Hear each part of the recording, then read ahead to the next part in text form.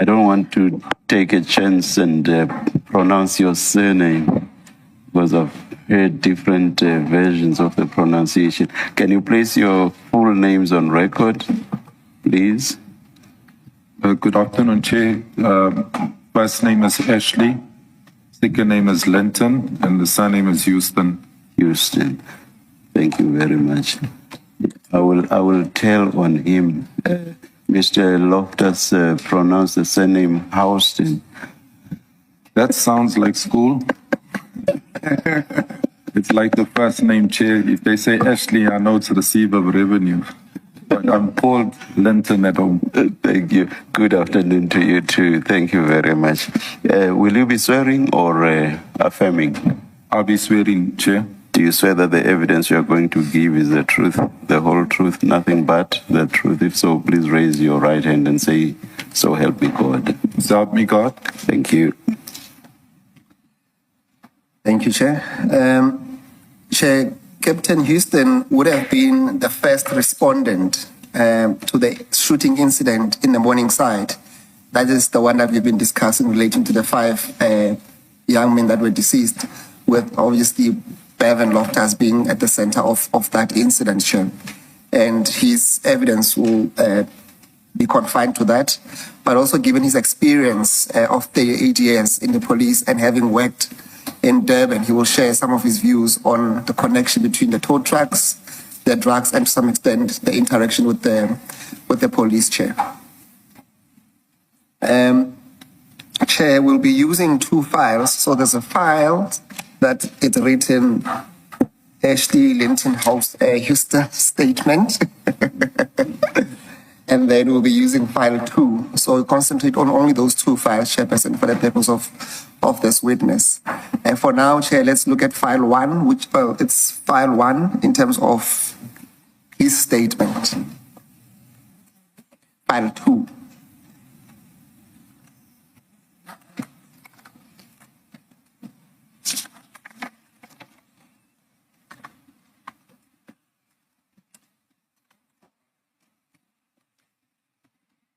Captain, you should have by you, there's a file with your statement inside. You will see that it says, when you open the first page, it says index to statement, and then it says description, statement of Captain Ashley Houston. Do you have that, Captain? I do. Okay. And then if you flip over, Captain, you'll see the actual statement. Do you see that? I do. And then if you go to page 12 of that document, Captain, you will see that there is a signature there appended under the name Ashley L. Houston. Do you confirm that to be your signature? That is my signature, Chair. And then do you confirm that the statement you prepared, it's for the commission, it's correct? I confirm. And you stand by the contents there too? I do. Thank you. Captain, I would want us to go through your statement just to assist the commission on the evidence that you need to give. But do feel free as you go on to give better explanation where necessary. And there might be some questions that are asking for clarity, either from me or the commissioners. I would want you to start with paragraph 1, dealing with the introduction, but please, Captain, don't read out your ID number. And also don't read out your cell phone number there. And also don't read out your home address. So basically in paragraph 1, you may just say he's a 60-year-old adult. And that's it. So perhaps Captain, you should just move on to your career history. And there I would suggest that you should just highlight what you consider to be salient matters. That is, summarize instead of reading the whole. Yeah. Thank you. Thanks, Chair. Kick-started paragraph 2 then. Okay, thanks, Chair. Career history was on the 31st of March, 2026.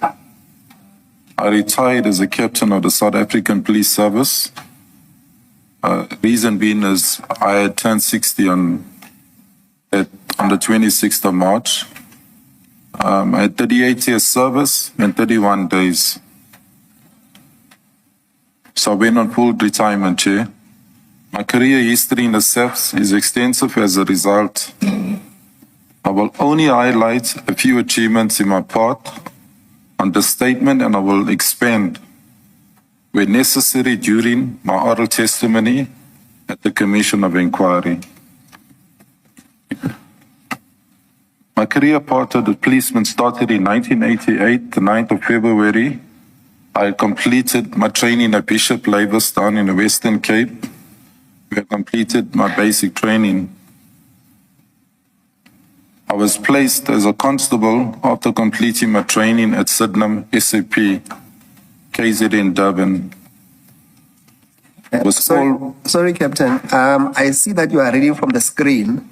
There is an actual physical file. I don't know if it will make. I can read off the. It will be easier. Are you happy to read from the screen? I can read off the file. I'm good to read off the file, Chair. Yes. Can you then? Okay, I just got my. I prefer to. Yeah, read off the no, file. I saw your posture that you seems to be struggling from the screen. Thank you.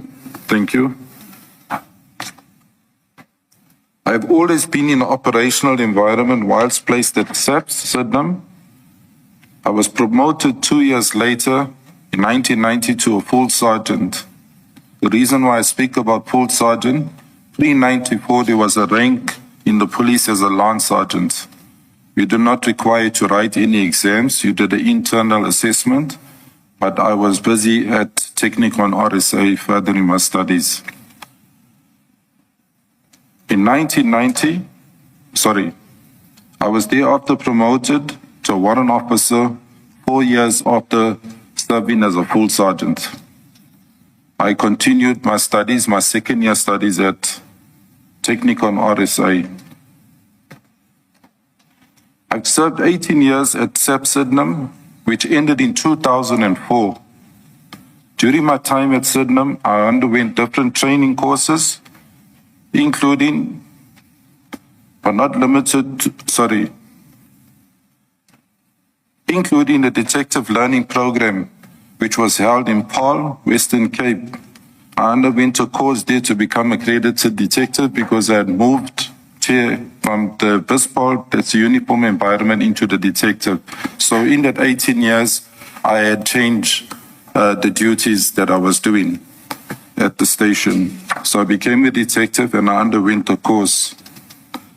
I was successful in completing the course and I served at the detective branch for 4 years. That was all within my first 18 years.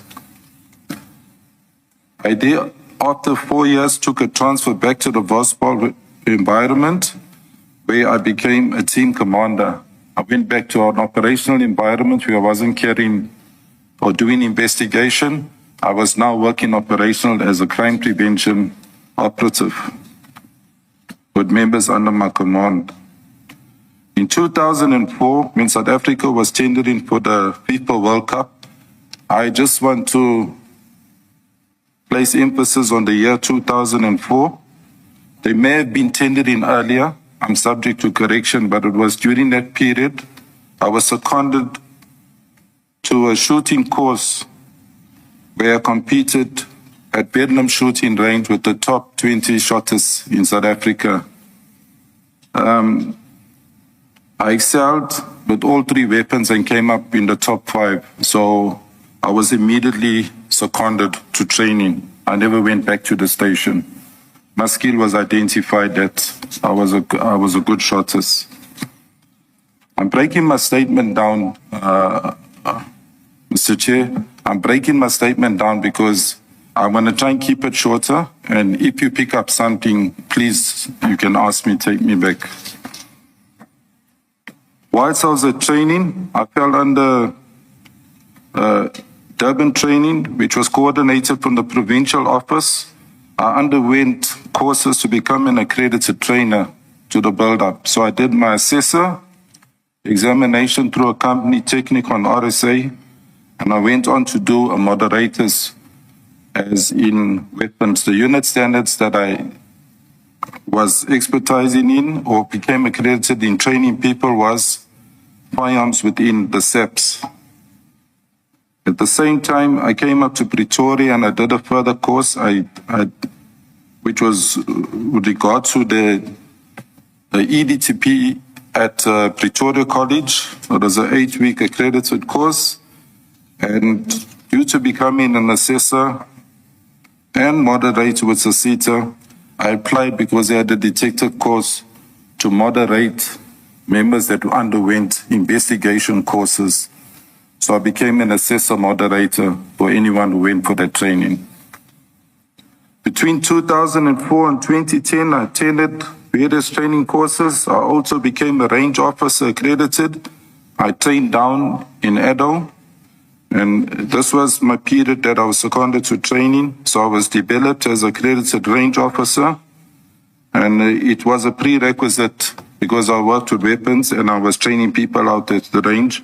That was all members of the SAPs in KZN, especially the Durban area, would undergo from a constable to a general, attended their training, the use of weapons, tactical policing 1 and tactical policing 2.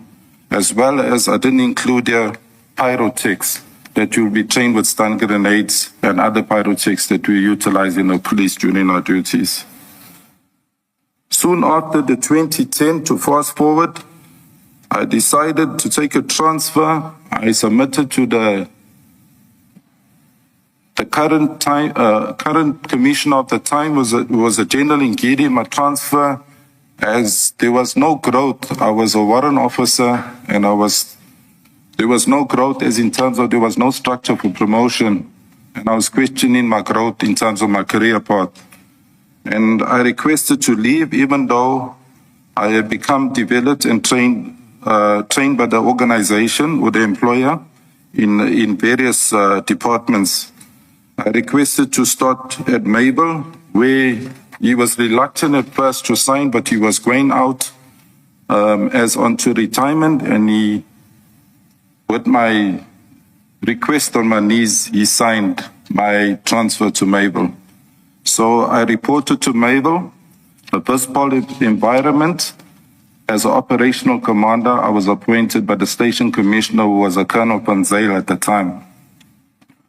I worked at Mabel for 8 months.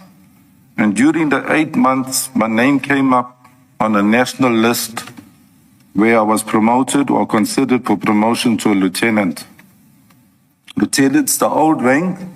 It's the rank which is now equivalent to the captain rank. But I was pending at the time a grievance of where I applied for an operational commander's post in Brighton Beach, a captain rank, and I took up the lieutenant rank. With taking up that rank, I was offered 3 posts, so I had to leave Mabel shortly after 8 months. I reported to the provincial office in Durban, and I was identified. Obviously, management knew and members knew my skills from training and operations, so I was identified to work in operational environment. I was seconded to Durban South. That's to focus mainly on the Wentworth area because gangsterism was rife. So I had to deal with myself and my family in terms of my secondment, and I made requests to management that rather they give me a post out in Wentworth and let me take up a post, which they agreed to. I signed the undertaking and I took up a post at Wentworth. I became the operational commander heading the crime prevention at Wentworth. That happened in 2010, Commissioner. I reported... Captain, before you move on, would it be fair to say, at least after 2010, as a range officer, would it be an overkill to say that at that time you have become now an expert in the use of firearms and accredited as a trainer? That is correct. The skills which I was accredited into was the handgun, the shotgun, and the rifle which we used. I did develop and I did become an expert, not only in use, but also in training and facilitating. I would say a marksman in layman's language with the weapon. I would do what you could call, I would train people who are of average to medium to a high standard of weapons within the organization. For example, the normal station policeman will do an application shoot where they do a standing shoot onto a target. The dog units will do advanced shooting. The TRT will do advanced shootings. And I'll go on further to mention why the TRT, because the first selection of the TRT, I was part of it in 2010. I'll come back if there's questions arising with regards to training. But my arrival at and I was confronted by management, a major. That time the major rank was still like the lieutenant rank there. And I was informed, he was acting station commissioner, that the cluster commander, who was a Brigadier Mpete, requested me to report to him immediately at the cluster. Taking you back to my promotion that I was awaiting, there was a post, I remember 1818. It was in 2010 I applied for that very same post as operational commander. We had agreements going on. I came up number 1, it was overturned because of equity, and I kept that grievance even though I came up on the national list. So I ended up in that very same post. I reported to the brigadier, and when I arrived there, he said, "This is your team. I know you know what you're doing, and these are the stations your police wided and went with. You will focus on 6 stations which fell under Brighton Beach cluster." So I was stationed at Brighton Beach, overseeing the south. Brighton Beach Station, Wentworth, Montclair, Ambilo, Mayville, and there was one more. Cater Manor. Sorry, I missed that one. I'm not even looking at my statement here, so I'm just trying to take it up forward quicker. I worked at the Brighton Beach as an operational commander. My duties were dealing with gangsterism, drugs. We got terms that we use in the police as contact crimes, trio crimes, and property crimes. Property crimes, for example, business robberies, house robberies, where property is taken, common robberies on the road. Police-generated crimes was drug dealing, sale of illegal liquor, unlicensed premises. So that all became a package of mandate to deal with in the affected areas, which I had to police in those policing precincts.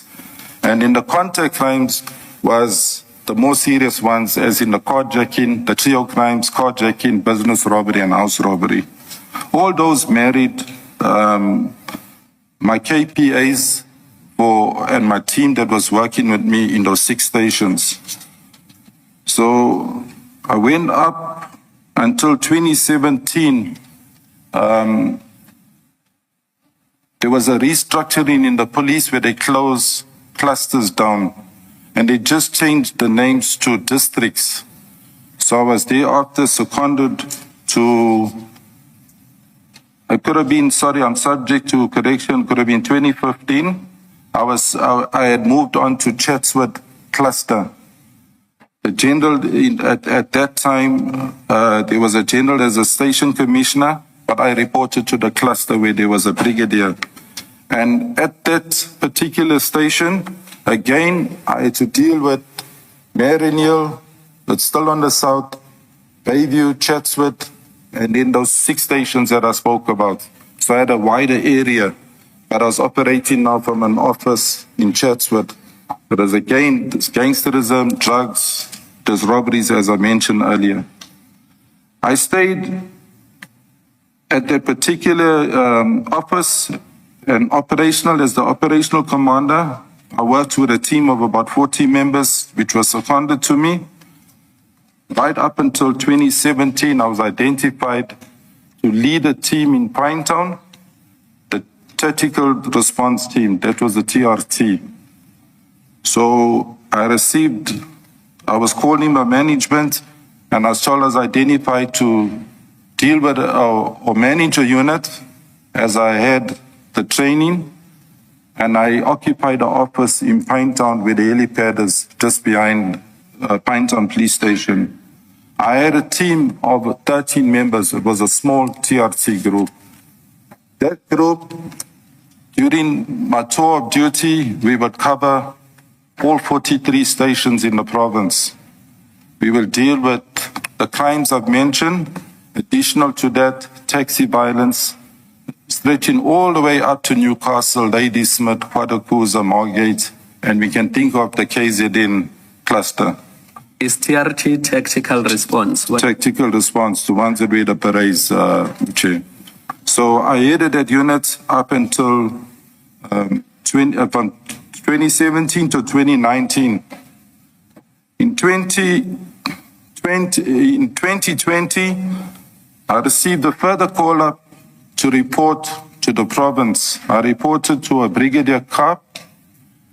At that time, he was a full colonel. He's currently, I think, if he's still there, if he's still within the age group, he was head of operations at the provincial office. I became the lead member or the commander of one of the task teams on the 11th floor. My duties, again, my KPIs was to deal with serious violent crime, as in taxi violence, the drug problems, and anything the station could not handle with the district, then we would handle it from the province. When I say handle it, we'll go out and we'll police it with crime intelligence-driven operations. I will also assist, as far as, like I said, Newcastle, with the taxi problems, where there was violence, which was high at the time, where I would meet teams of Durban Pop, that's our crowd control. So they would deal with crowd control, but they be utilized. They had a small section that was selected to deal with taxi violence. That's people in uniform. I will meet them at the dam outside Newcastle, and we will do our operations, if maybe in Newcastle. That's just a small example of this task team that I was dealing with. We were, first of all, we were in uniform. We were easily identified, but we were a team of close to 30 members there from the province. I worked in this team up until 2021, between 2020 and 21, when I contracted COVID. It was the first variant. I had it serious, and I was one of the last in my team of about 35. We were only 11 at work when I collapsed at home, and I ended up in hospital for a while.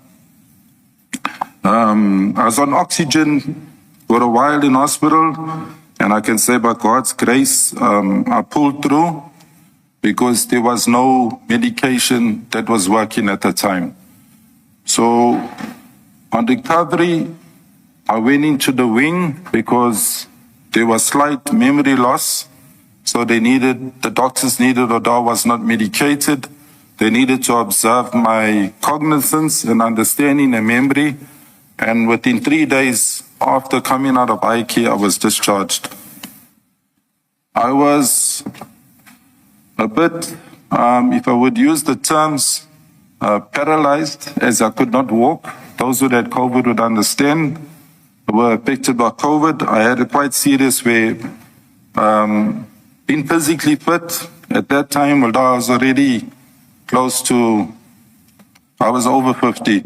But I kept myself relatively fit, but gradually I progressed to get myself to my fitness. I decided, because of my love for my job, to report back to the station, and I started where I started in 2010. I went with an arrangement with the station commissioner to work 2 or 3 hours a day, and that assisted me with my memory loss, as in terms of what I had forgotten during my illness.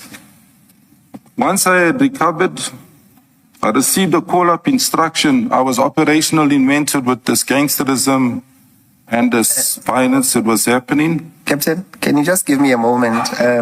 Just give us a moment.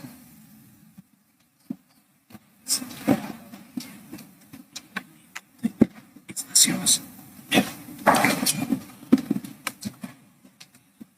Thank you, Captain. We can continue. I think we're just wrapping up paragraph 9, where you're giving an account after you came back from your recovery from COVID. Yes. Yes, I received a call-up instruction where I had to report to Durban Central to the district task team. That was a team that I ran previously, but not from Durban, from Chatswood.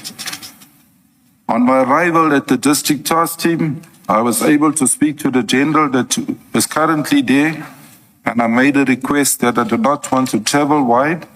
I was still on a recovery process physically, and I needed some space, and I preferred to rather go down to Durban Central because crime was extremely high in the city. She agreed, and again there, with consultation with the station commissioner, I was placed as an operational commander where all the operational members, the bike unit, crime prevention members, and the field unit members fell under my direct command. We was operational with them. In my statement in that paragraph, I mentioned something that we were able in the first year to reduce, where business robberies was extremely high, to reduce with strategies I implemented jointly with the team, our crime to 43%, by 43%. So we had lots of businesses, chain stores like the Pedros, the Nando's getting robbed, the Tops Liquors, and we pursued suspects, brought them to book, and that resulted in a drop of crime in the city during that period. That's basically where I was operative until I was summoned on the 1st of the 23rd. May I proceed with that? Yes, we are on page 4. Page 4. So you'll start 10. at paragraph 10 under the topic relevant background. Then that will be dealing with the incident of 1st of April 2023. Before you do that, Captain, and this is really out of interest, in that paragraph 9, you mentioned trio crimes. What is that? Trio crimes is our serious crimes like carjacking, business robbery, and it's house robbery. Yeah. Thank you. Thank May I you. proceed here? Yes, proceed. Okay, on the 1st of April 2023, I'm going to say this, Chair. I know I had consulted with the evidence leaders, and there was a back and forth because I'm not at work, I'm retired, with my timelines. So I did not have anything that was accurate, and I don't want to follow any social media. So I had to look into proper timelines because it was a sworn statement I was going to be making. So I want to place emphasis on that. I knew it was where I was on this particular day, and I knew more or less it was mid-afternoon. So I have put there 13:20 p.m., around about then. On the 1st of April 2023, at 13:20, I was at Ridge Road, Bria, when I received a call via our radio control, that's flying squad. We're shooting at 3:40, the 6th floor Morningside flat, which I immediately proceeded to whilst I was patrolling. To give you timelines of driving normal, I was never a speed driver. I always took a slower vehicle, gave it to the younger people. It would take me under 5 minutes with normal traffic to get there. That's how close I was to this particular scene. After receiving this information, I arrived at the scene. I, en route, summoned one of my crime prevention vehicles with a senior warrant officer. With his crew, he had 3 members on a double cab. I said, please meet me because I'm responding to a possible shooting, which he did. And upon arrival at this particular address, I drove down a driveway which had home gates as well as a guardhouse. And in this guardhouse was a Sergeant Swane. Coincidentally, I knew him for many years as a policeman. He also worked in a short time at Mayville under my command in the crime prevention. So I was able to identify him. He was in the guardhouse with 2 security guards. And I asked him what's going on, because from the road or from the driveway, we could not see anything in that flat. It's a long driveway going down, and then it's L-shaped to go into the building. And he confirmed that there is an operation and there is a positive shooting.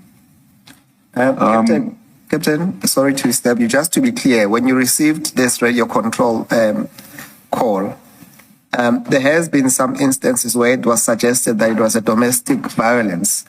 On your call, can you clarify, was it a shooting, or was it even specific to say it was a police shooting, or what exactly did you, if you can recall? No, clearly it was a police shooting.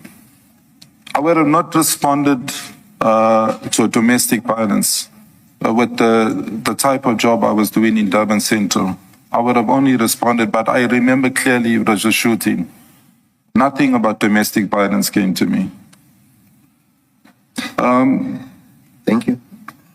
Just to mention, before I went in, the vehicle that I was driving was a marked double Nissan Navara double cab, registration, Bravo Whiskey Kilo.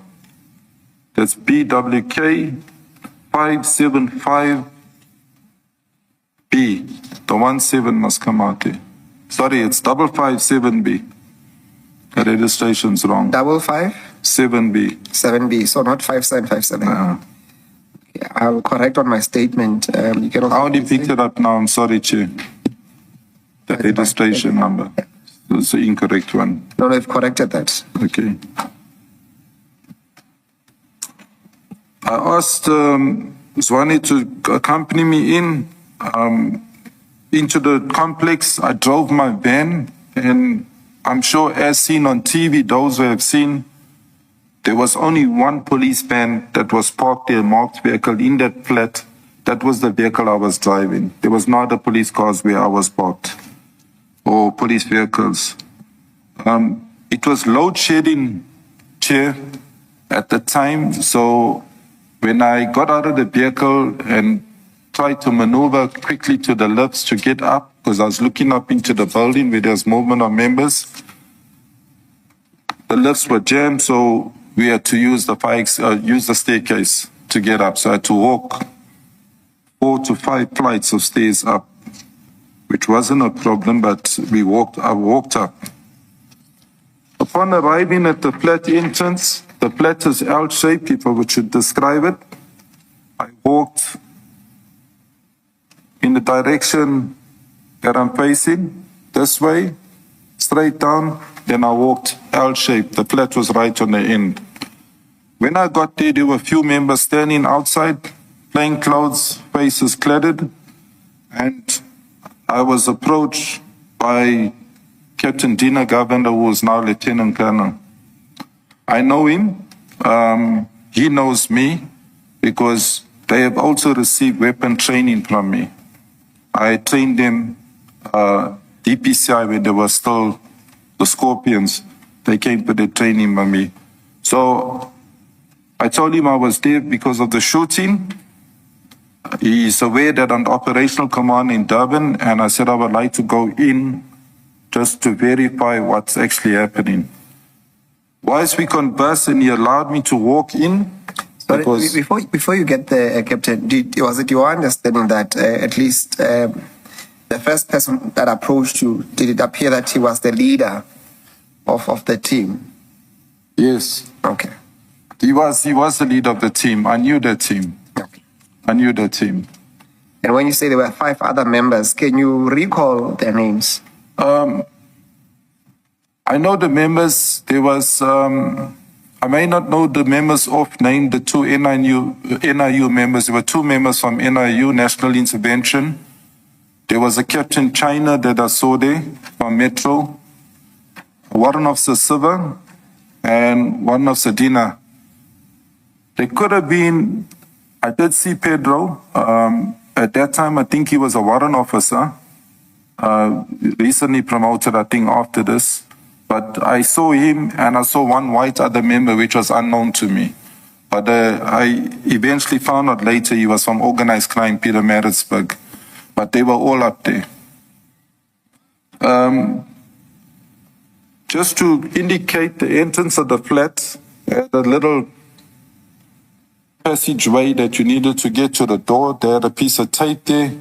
And on request to Captain Dina Governor to allow me in, which he did, I was stopped by one of the civil. He asked me where I'm going to and what am I doing. And not to get into any arguments with him, Captain Dina Governor said, it's fine.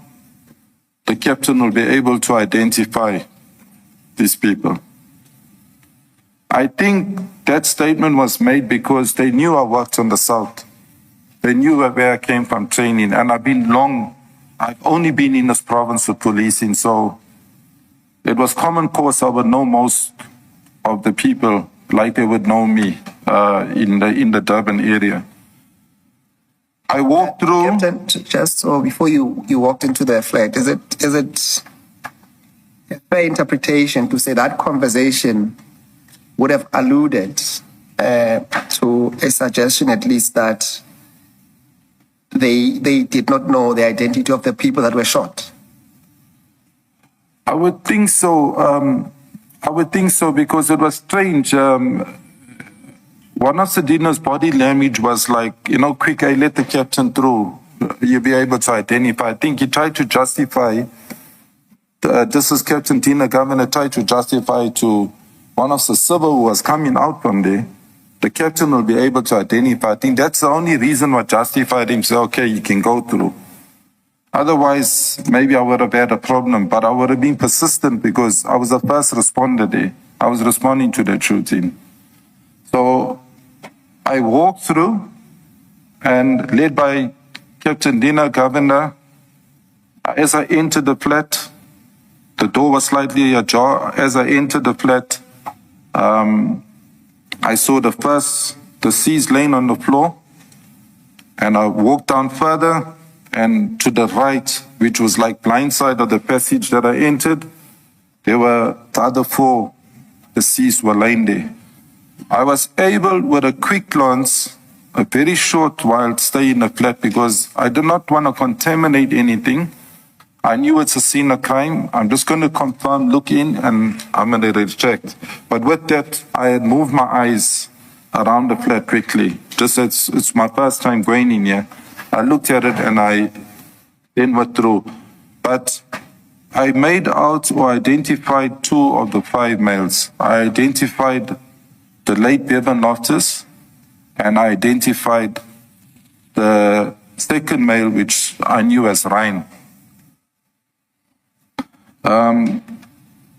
I don't know his surname. If I hear it, I'll say it is his. I didn't know his surname, but I knew him from social media and from a lot spoken on the streets. I saw a video of him shooting on his wedding day with an AK-47 on social media. Just which platform it is, as it popped up on the TikTok. I'm only on WhatsApp and TikTok. I'm not on Facebook, Instagram, and all these other things. So I wondered who was this guy, and there's the same guy that was lying in the flat.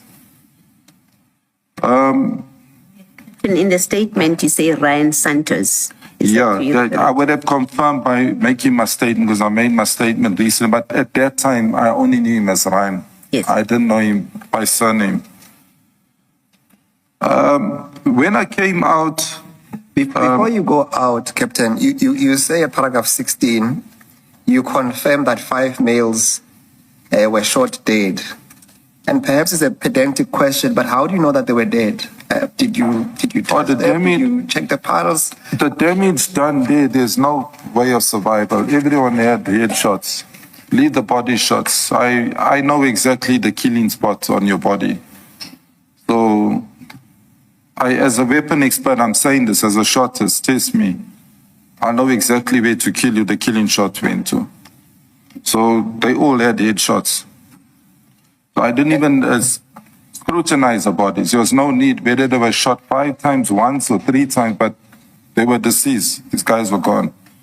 I got there, Chair, I want to mention, I got there very quickly, and I would say so from my experience in terms of the blood splatter or the spilling or the bleeding of the deceased. It hadn't even settled. the blood was still very fresh. It hadn't even started to dry. So that's how quick I was at that scene. When I say quick, I could have been, if I were to use my experience going to shootings in progress in the CBD, which I did cash in transits, I done shootings in taxi ranks where it's still happening. I can hear the shots. I would have been there within easier than half an hour, the most. In fact, half an hour would have taken me from Durban to Maritzburg driving normal. But I would have been there within minutes after I got the call. So whoever raised the alarm to 10-111 with a complaint, that those shots, that there's a shooting, that is when I immediately said I'm going. And I broke on the radio and called one of my bands to say, back me, we got a positive shooting. So I'm speaking about the blood because you come to a scene and you see blood is starting to dry, it gets a different smell, it gives off a different smell. When I walked in there, I couldn't even smell blood.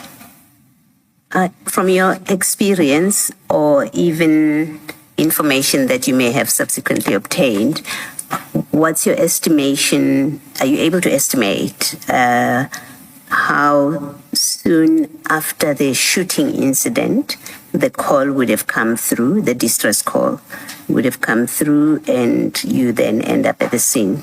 And I ask because the previous witness speaking about task teams said something about often these members of task teams, they take long to inform, to report the incident to IPID, and IPID takes forever.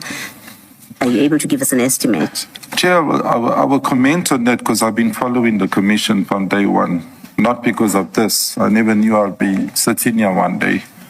But just firstly, to answer the first part of your question, how soon, if a distress call is made on the radio to our control room and it's relayed to us, I would say that call could have come very soon after that shoot. If it was delayed by 10, 15 minutes, that blood would have started to dry, although it was winter. With regards to where I'm going to now is what do I do after I confirm that there's a positive shooting? I'm not asking one of Sadina questions, who shot? I now need to call all the role players.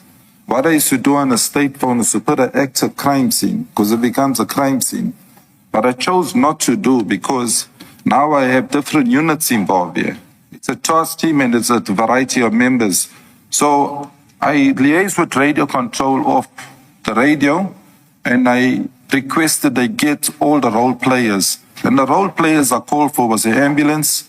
The ambulance will do the certification, even though I knew they were deceased. The patrol van to come open a case.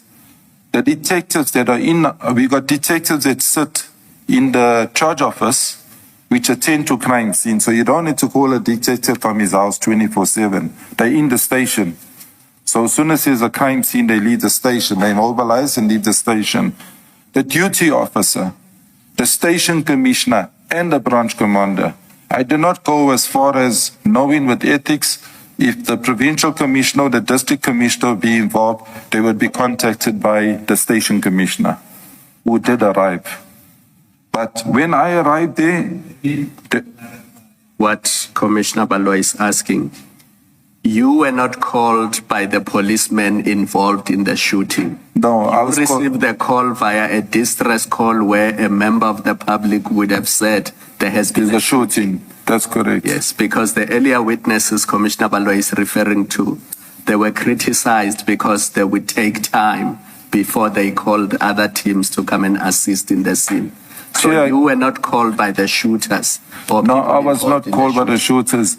I will comment about that with the previous witness because the role players is also IPID. It's a police shooting. Whether it is a discharge or a dispensing of a stun grenade, IPID gets called out. I want to comment on that because I followed it and, sometimes we got all postmortems on what has been said. And I watched this from home yesterday that, firstly, no member that's like me operational with a rifle going to clear a house where there's suspects. No operational member has IPID's number on their phone, speed dial. I secure a state phone, no IPID's number. Even if IPID has contacted me for statements for my members, involved with allegations of shooting, assault, corruption, whatever it may be they're investigating. So when you deal with radio control, that controller silences everyone on the radio. That controller extracts your information and makes sure all the role players, they actually go into more detail. What firearm is used? What's the serial number? And then I say, hold the lorry, call me. Because we're speaking where everyone's listening to this. Even if that radio's been scanned, everyone is listening to a shooting scene. So we try and keep it where limited information leaks out where it shouldn't be leaked out, as in terms of who we're calling out, the protocols. So I would say, call me. And I would say, get iPad, get this person, get that person.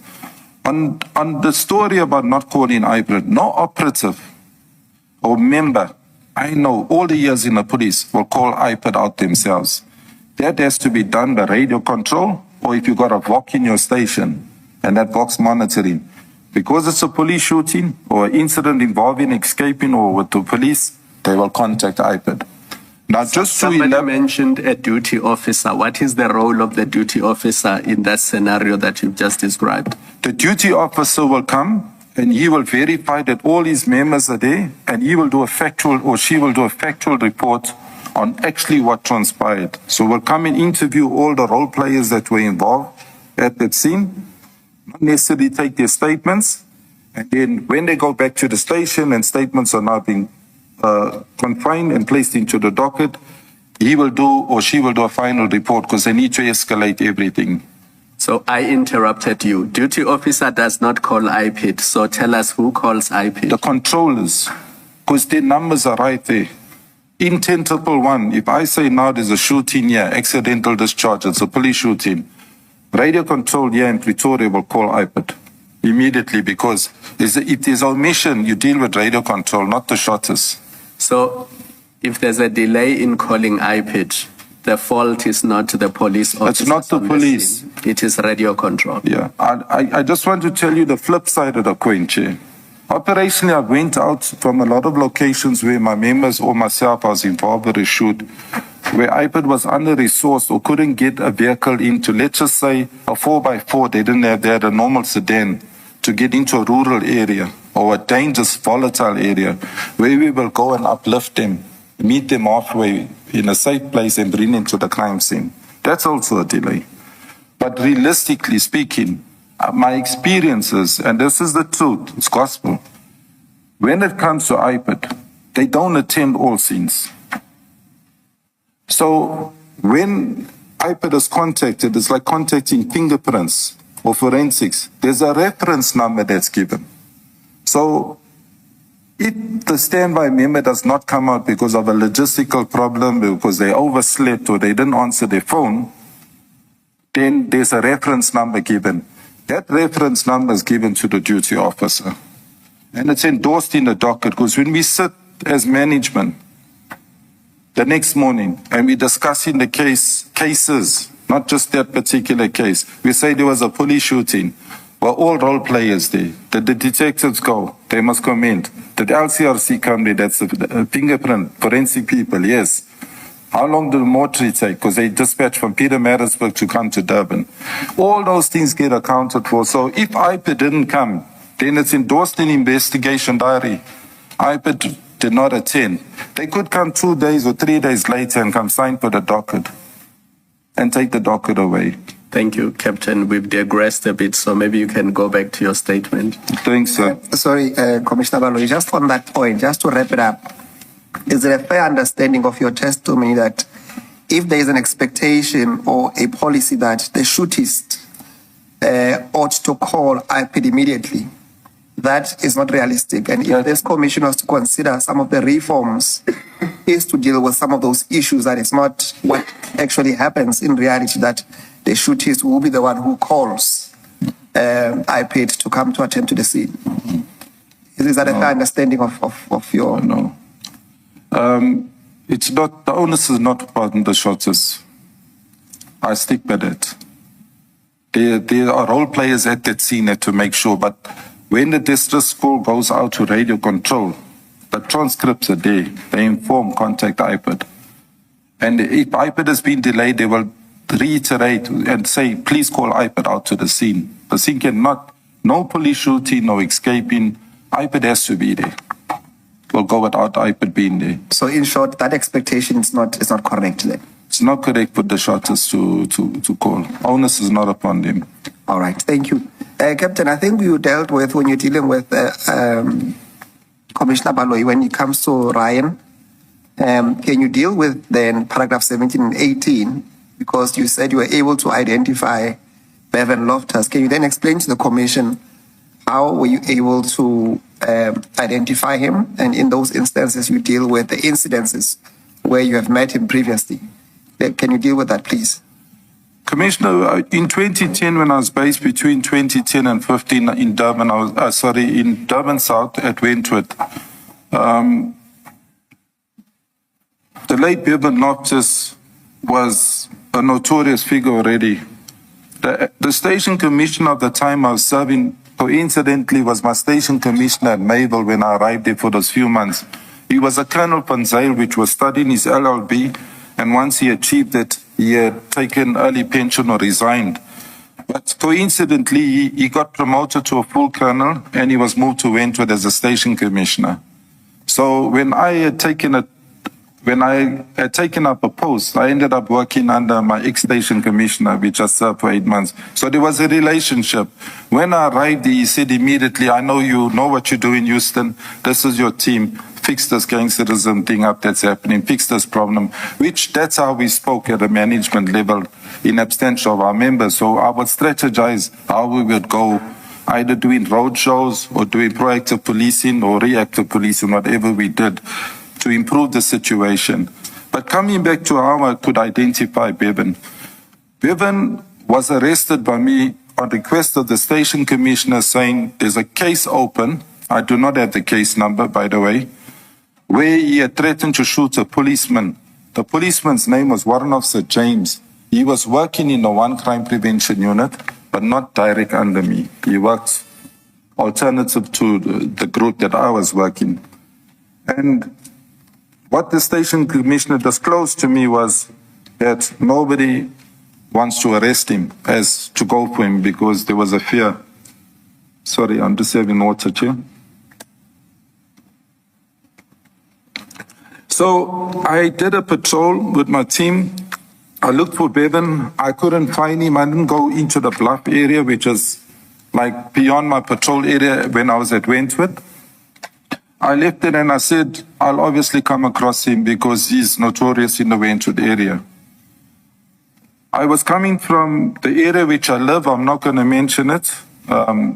Before the panel, on the M4 I was heading, and as I came off the M4 into the Wentworth area, there was a patch where they called it a patch, where I saw these 3 tow trucks parked. I was going to start duty about 10 o'clock in the morning because I used to work a flexi. I was alone. I always worked alone on my vehicle and my members close in other vehicles. And I saw him. I approached him and he knew who I was because they aliased me Robocop in Wentworth. Obviously, I was fully attired when I worked with equipment. But I approached him and I said to him, you're a person of interest. I know that you carry a firearm. I know that you have a licensed firearm. But I need you to make your firearm safe and hand it to me. I'm taking you in. The detectives need to speak to you. He was standing with about 8 guys there by these 3 tow trucks. They were smoking whatever under some form of drugs. Could have been dacha. I was not interested in that. I was alone. But I managed to apprehend him, place him in my vehicle, front seat, and I drove him to the police station. But I had his firearm with me. It was a 9mm pistol. When I got to the station, I took him straight upstairs. And I informed the station commissioner at that time to please get hold of the investigating officer. He has access on a computer to see who's carrying that docket. Because he's an outstanding suspect for intimidation case where he threatened to kill a policeman, a warrant officer. Captain, when you're told that he's notorious and no one wants to arrest him, what was his notoriety? What was said he's notorious for? With my short arrival, I would say when I arrived in Wentworth, I had a small team. I had to work for a trusted team. When you say a trusted team, I had a small team of 1 female and 4 males. And there was diversity. I had 3 Indian members. I'm going to speak across the race group, young members. I had 1 new constable colored and 1 new female constable. And the 4 were resident Merebank Wentworth. They lived in that community. The female lived in Sydenham. So when I had to familiarize myself with the different territories in Wentworth or the different gangs, they were of much of assistance to me. So I was able to identify quickly which type of gang is operating in which street, because they don't have it's not widespread Durban gang and Maritzburg gang. It's very close. Streets divide the gangs in Wentworth. So just to come back to answer you, Chair, I used to see this guy sitting where the Hollywood gang is, in Woodville Road. Even though I knew that his granny was in Reiger Road, and Reiger Road was where a notorious gang, the Young Destroyers, was from. But he was not sitting with that gang. He was sitting with the Hollywood. And that Hollywood gang was led by a person, I don't know if I should name him, but he's a fugitive at the moment. He's someone that's wanted as a sentenced prisoner. He's sentenced, but he's somewhere on flight. But that's where I would see him sitting, like you'd see these gangsters sitting. And I say, who's this? You look at a face, you say the guy's got an innocent face, but then these young people would say, hey, who's this, Cap? This is so-and-so.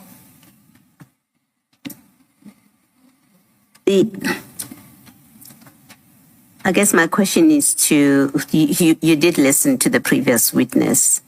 Yes, I did. Is further. And I'm just trying, when you say he was notorious, I'm trying to understand, notorious that he's a gang member, that he's a drug person, that he has serious criminal allegations against him. I'm just trying to understand what were you told he's notorious for? Chair, the Hollywood gang was not an honorary gang. And I had a previous witness say it's no more. There's no such, it's no more. This gang was dangerous, just like any gang in Wentworth. They were a feared gang. There was 2 gangs that were opposition, and they took each other out. There were funerals every weekend night to police in Wentworth. Sometimes double, sometimes triple funerals, of ages of youngsters of all kinds. And these gangs were policed harshly by us. When I say harshly, there's some media, obviously, they put where we made arrests and that they actually felt we harassed them, both sides. But when I say notorious, he never moved with a friend that he schooled with. He moved with the head of the Hollywood gang, which is somebody that is running for murder, sentenced already. Thank you. So was he notorious by association, not because he was wanted for a particular crime? Because there's a difference. If you say he was notorious because he moved with this gang or that gang or that gang, that's different from saying he's a known killer or he's wanted for place, anything. Chair, the place where he's sitting is not just sitting where you're sitting and having a social. It's a yard that's got about 6 pit bulls. It's got people with unlicensed guns in there. It's got walls about as high as the ceiling. Every time I did a raid there, we had to breach, as in terms of pass the walls and then pass the pit bulls before we get to them. And drugs are sold live as we sit here. Even if we call someone now to say, just go do a live video with us, it's sold live there. So you're not sitting where you're saying you're talking to an ex-gangster or someone that's reformed from prison or a school friend. You're sitting right there. So, I don't know if it's correct to say the birds of the feather flock together. How would you label me if I'm sitting in a drug den, if my brother's a drug dealer? You're going to obviously say I'm dealing in drugs. Whether you smoke or you don't, whether you drink or you don't, he's not moving where I say, coincidentally on a sports field, or maybe coming out of a church service or a youth service or a program. You're sitting in a drug den. It's more clearly Hollywood. The shootings happened right there. The killings happened right there. The whole community knows this. Wentworth is crime. But I've seen this thing. It's like nobody wants to speak about what's happening. But that is what's actually happening. But I know this Bevan is late. He's no more. But Bevan associated himself not with two gangs, but one gang. He was part of Hollywood. Just to place emphasis on it. I've learned, during my few months left in the police, I've learned about the west side and the east side. And that west side and the east side goes across KZN, maybe South Africa. But just to take it back home domestically, they belong to the west side. So these gangs have expanded, where they say you're either from the west or the east side. You hear these talks, it's like it loses you. I gotta keep asking the younger people, hey, what's west side? What's this east side story? And then it comes out, they tell you. So you don't hear this Hollywood, cartel, young destroyers, the young Americans, you don't hear that. But you'll hear west side. Then you identified as you, the same kind as me. We're not enemies. Thank you. Thank you, Captain. I think you are going to then, because you've dealt extensively with the first encounter, at paragraph 18, you deal with the second encounter with Bevan, where he was a complainant in this instance. Yes, I went on again. Bevan and his dad somehow were in business.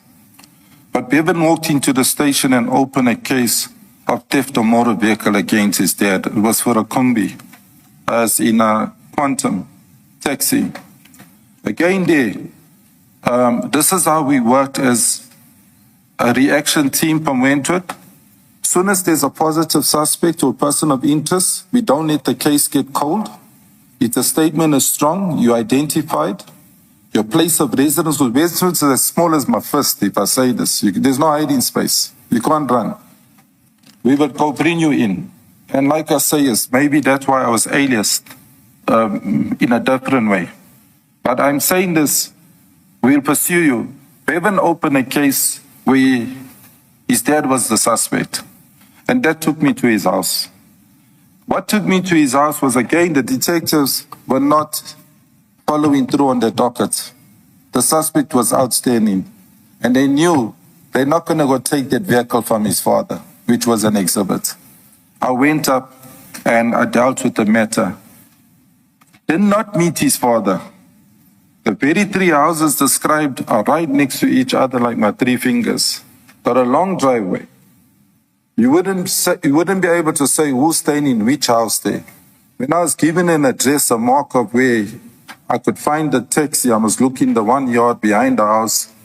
I was being told by neighbors, but all three houses are owned by this family. So I was a bit confused. It was in the Brighton Beach area, which is just up across from Wentworth. And I spoke to Bevan's mom. She spoke over the wall. She said, her husband's at work. And what do I want? I said, he's, again, person of interest. Bevan has opened a case. There's a case number. I would like to access the vehicle. I saw the vehicle, but I could not remove it because the dad was at work, allegedly. In the evening, before I could finish the tour of duty, the dad arrived with Bevan in the station, and both attacked me. As to why I wasn't there. But he was the complainant. To summarize it, he withdrew the charge against his father. So they most probably sorted their issues out after the visitation by me. Had his dad been there, he would have been arrested by me. And the Kumbi would have been seized as an exhibit and impounded. So that is how the question was, how do I know Bevan or his dad? I don't know his dad from the police. I know him from these occasions. Because on both, when Bevan was arrested the first time, the dad did the same thing. He came to the charge office and he made it personal. And I'll go on to where I met him at the entrance at the main crime scene. What was actually happening there? Yes, we'll deal with that one later. So at paragraph 18, you deal with at least where you associate Bevan with the Hollywood gang in the neighborhood. So I don't think we need to repeat that because you have explained that. In paragraph 19, you have already at least given the commissioners an account of what you did when you went outside, where you called all the role players. Unless if there's anything else you want to emphasize on paragraph 19, when you were activating the role players, then we can move to paragraph 20. I think we should move to paragraph 20 because I covered it. If there's anything you need to question me on clarity, I will cover it. Thank you, sir.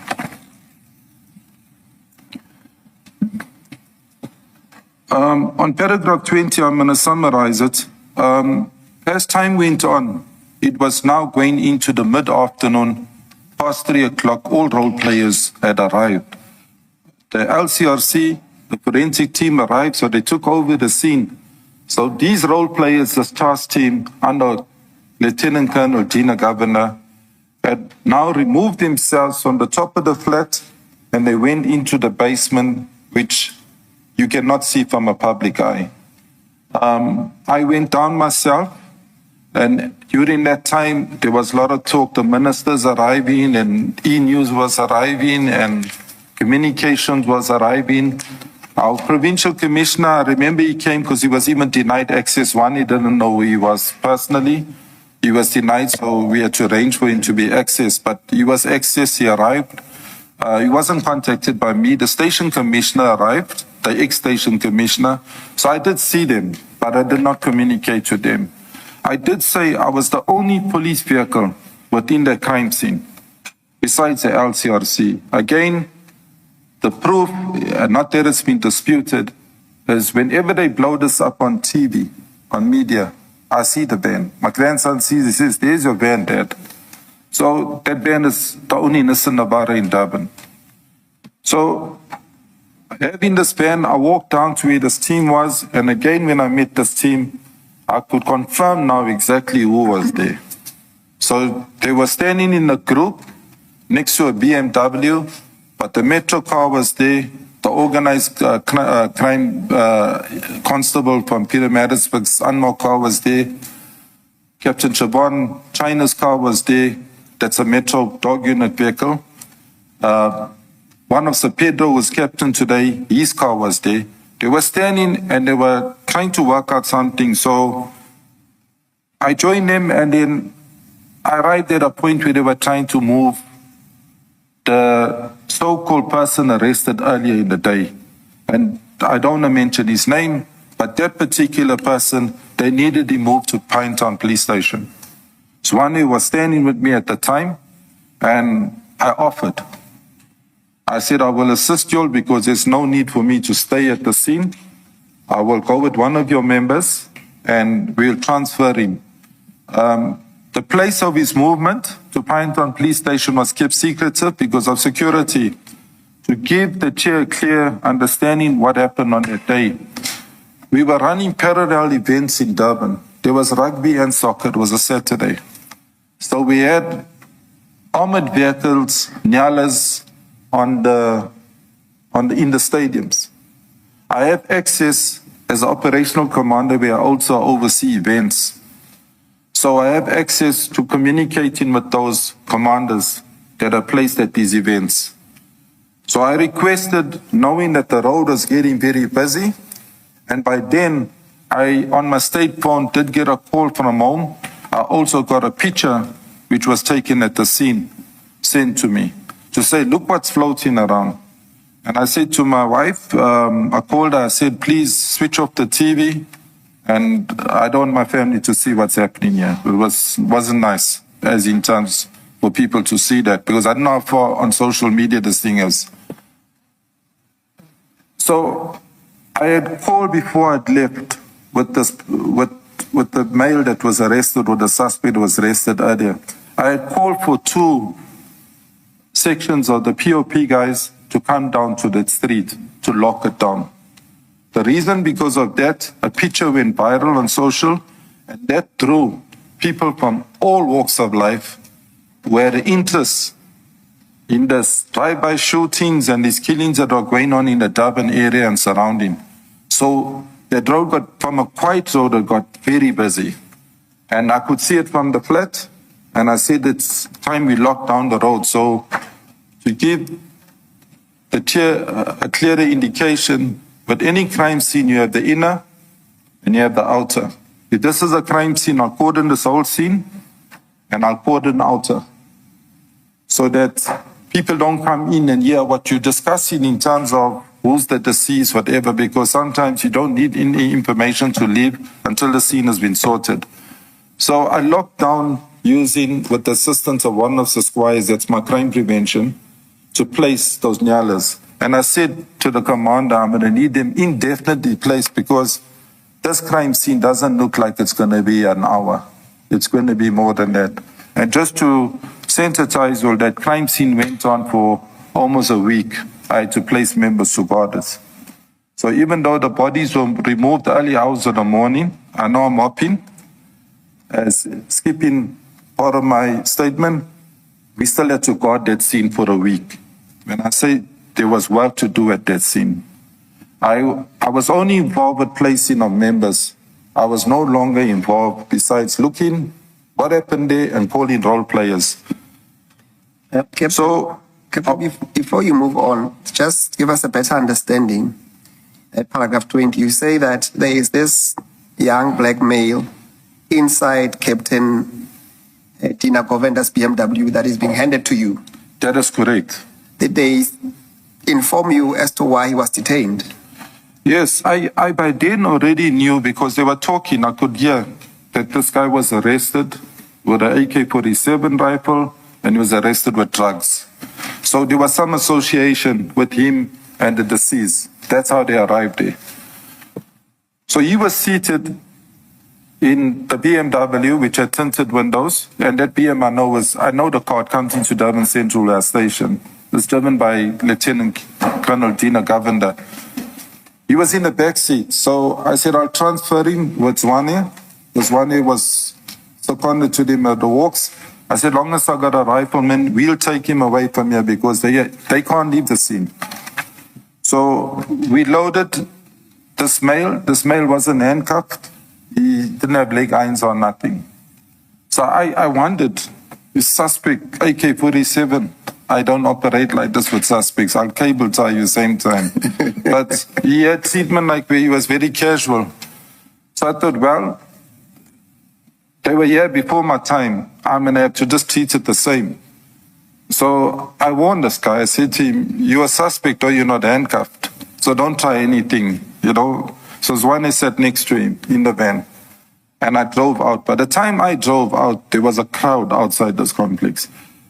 And that crowd was not just the deceased's family. There was other people of interest. So there was opposition. I picked it up in my eye. This is rivals.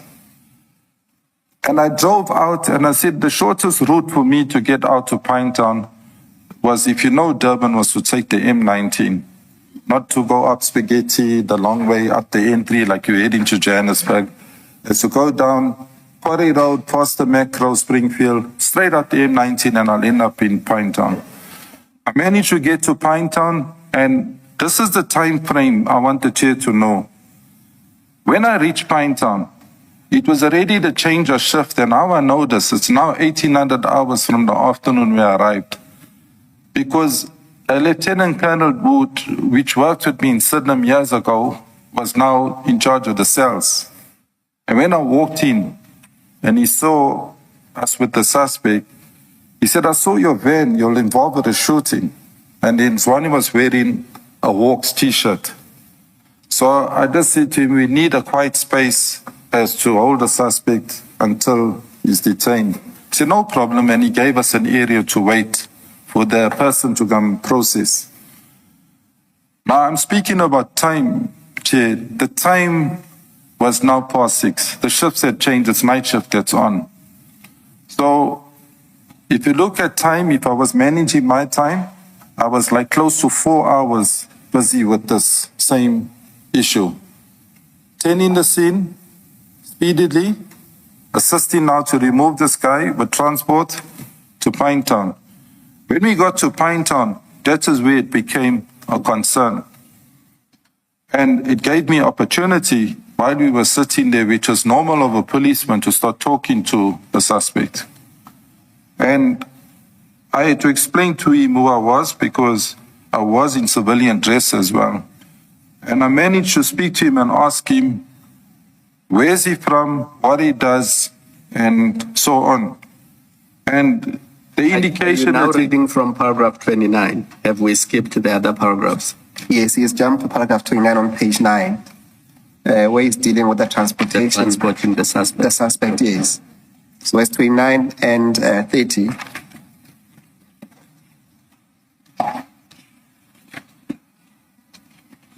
continue, Chair? Yes. It would need to take me back. What I'm doing, I'm not reading my statement verbatim because I know this thing as far as I remember it. So I had opportunity to even find out his background. What did he do for a living? He said he was an Uber driver, then he became a tow truck driver. Then he was supposed to be transferring a vehicle. The same vehicle was arrested in the same day. There was papers to transfer it onto, I think, Bevan's name, he said. And I didn't realize that that vehicle was a vehicle used in a previous shooting because I hadn't seen the vehicle at the scene. And I was not present when he was arrested. And then I went on further to find out his family background, and it was then he disclosed to me where his mother of his children works and how many kids he has, and where the police had taken him to, where he had further exhibits which were seized by this unit. So I won't discuss that because I was not part of it, but he confirmed that there was items seized, he was cooperative, and then that's how they ended up in Morningside. So I kept it in the back of my muscle memory that this guy has a landmark where he stays, he has a family, he has a spouse. So should he, let's say, hypothetically escape one day or go missing, I know who to ask questions. And one would ask, why would you say that? The mere fact that I had him in my custody, it was a prerequisite to question him as to who are you? What's your name? Even though I do not remember his surname.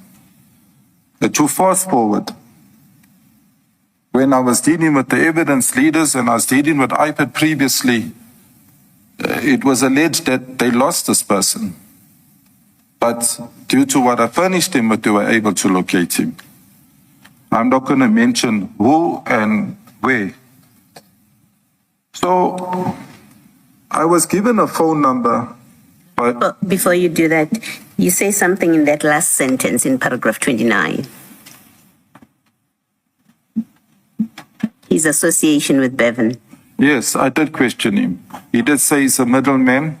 He only keeps the weapons and he keeps the drugs. On this particular day, he was taking the drugs to Newlands and then he was going to meet with them. He did mention that to me. Thank you. I did not include names here, but he also mentioned, besides Bevan, another deceased. He wasn't too sure that guy was there. He said that guy's gone on a trip, as on a boat trip, as with the MSC, the trip that takes you out for 3 days.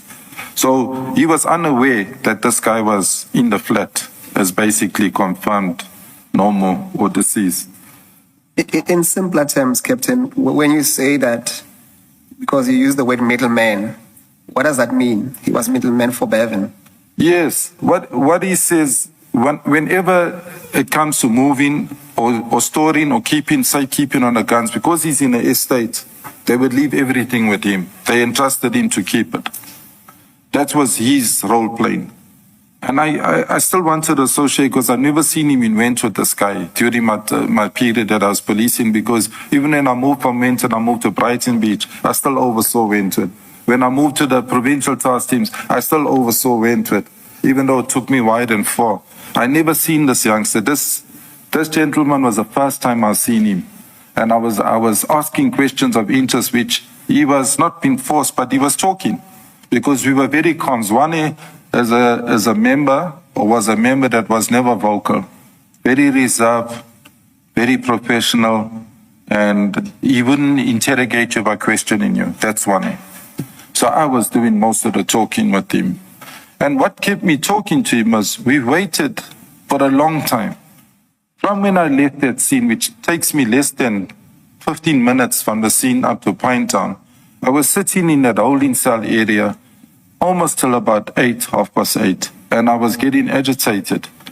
But I had a phone number, because before I left, I said to the Captain Dina Governor, please give me a number so I can phone you, because I don't have their phone numbers. And he gave me a number.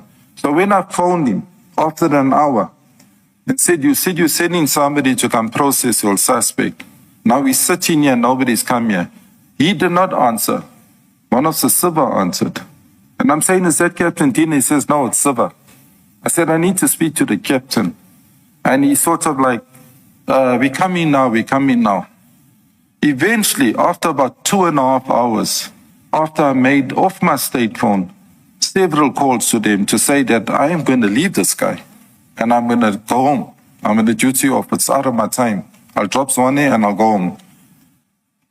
An NIU member, National Intervention member, one member arrived. When he arrived, I was quite happy to see his face because I identified he's the same one I saw at the scene. I don't know his name. I'm not going to even mention it if it's mentioned. But he said he's there to process the suspect. I was shocked that the NIU member is now going to write a statement. So I looked at him and I looked at the exhibits. He arrived with a rifle and he arrived with a small amount of drugs. And that was like contrary to what was being said before he arrived, what was being seized. So I don't want to even visit that. Because what this arrested person, which was arrested earlier, told me he was arrested for, wasn't speaking to what the NIU member arrived with. So he asked me, Captain, can you assist me with processing the suspect? I said, I'm sorry, I can't. You need to get your crew or you need to get one of the Siva or Dina to come and assist you. I am now leaving you here. And then I said, you alone? He said, no, I'm with a driver. I said, get your driver to come and assist you because they needed to fill in certain documents and write statements. And that's how I left here. I drove and I'll never forget, it was close now to 9 o'clock in the evening, about 9:15. Zwane is 100% vegetarian. I know I'm disclosing his eating habits. I know him, he wouldn't even eat egg in a scone. He worked with me for a while. And we were hungry. And I offered to buy a meal. And the only place that was open was the Britannia Hotel. The takeout was closed, but I made arrangements and we bought 2 bunny chows, which we ate, which was vegetable bunnies, broad beans. We ate outside on the bonnet of the car, so we were not in a hurry to get back to that crime scene. We dealt with ourselves first. We hadn't eaten the whole day, so we had something to eat. And I said to Zwane, I'm going back to the scene, but I'm not going to go in. I'm going to park on the road. By then, the ministers and all high-profile people would have arrived. I was not following anything on social media. I parked my vehicle on the roadside. And that will bring me to where I met the previous witness. And I'm going to say how I met him.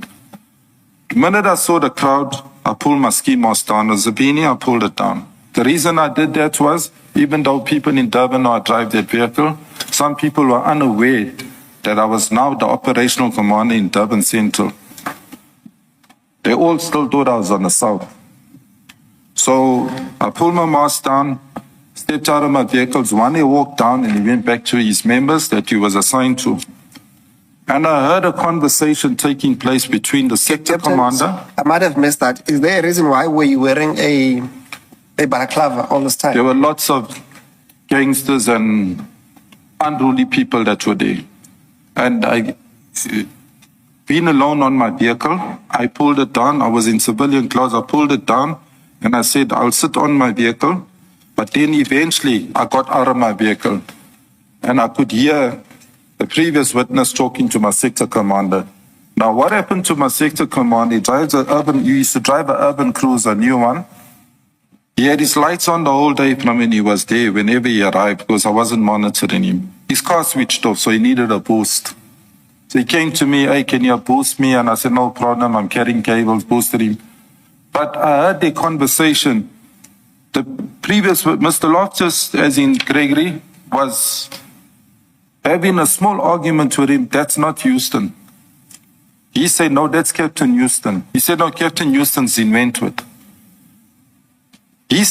Gregory said, no, Captain Houston, I know is in Wentworth. He's not in Durban Central. This guy says, no, he's in Durban Central. In the meantime, I'm already long in Durban Central. It's over 2 years, but they didn't know my status. So eventually I said, these people already know who I am. And they were closest to the entrance of the driveway. So I rolled up my beanie, but I kept my head on because the dew was falling. I kept my cap on. And I approached him. And it was there when I approached him. He said, hey, I can see it is Captain Houston. And I spoke to him. When I spoke to him, he greeted me and he said, hey, it is you. And he mentioned some words which could have upset me, mumbled some words. Oh, this was all a planned thing. Because he obviously thought I had something with his son because I had arrested him previously. Then I sympathized with him. I said to him, Greg, I'm sympathizing with you because it's now hours later. This is like past 9 in the evening. His family were all standing there, but away at certain intervals away from each other, but he was standing with the sector commander, this one of the Venkates. And I said, your son is no more. I just want to sympathize with you, but you must let whatever's happening be subject to investigation. That was my exact words to him. Because I was not here to say what happened, and if you're going to hear anything, it's going to be propaganda. Because the only people who knows what happened here are the people inside. And that's how we left it. I did not include in my statement, just to tell you who's one of the Venkates, so you understand how does he get to talk to this one of the Venkates. One of the Venkates, I never knew whilst I was working in Wentworth's daughter, his eldest daughter is a teacher in a school right opposite the police station. She's in a relationship or had a kid from late Bevan's first cousin. His name is Heath Loftus. Heath Loftus is an alleged drug dealer. So Heath and Bevan do not get on. They have the same granny in those flats, Reicher Road flats. That's Mr. Loftus's mother. So what actually happened was they ended up being directed from the charge office personnel into my crime prevention office where they had a domestic feud where he was threatening to take the child away from her and there was a gun threat in it. But I had met Heath that day and I sort of, in layman's language, cooled him down properly and said, if there's anything that you're saying that you're going to do, you're going to end up being arrested. It'll work against you. Now, why I'm saying this, I never knew that the lady sitting in my office was going to be one day somebody's daughter that's working now under me as a sector commander. That is one of the Venkatesa's daughter. So if you see why Mr. Loftus, Bevan, was talking to, not Bevan, sorry, his dad, was standing with Venkates, it's closer than just standing there. It's unlike standing and talking to me. It's your daughter and my first blood nephew are in a relationship, they have a child. So they know each other very well. So that's why they were having that argument about who's this Houston here? Is this the same Houston from Wentworth? No, can't be. And I heard it. It was like on top of their voices because they were upset. He was upset about this whole thing, which was a norm. As a parent, you would have been upset with whatever they're alleging has happened. Mr. Musikiri, at this point, subject to what you have to say, you may have your own plan. But because Captain Houston introduced the topic, Gregory Loftus's paragraph 74. Yes. Yes, it's up there, Commissioner Kumalo. We want to deal with that directly.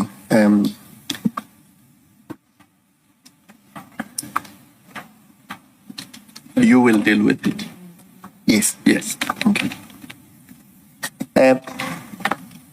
Captain, you would have heard from the previous witness being Mr. Gregory Loftus. At paragraph 73 and 74 of his statement, it's in front of you there. I think you can see it there. He he deals with the encounter that he had with you on the pavement of the crime scene.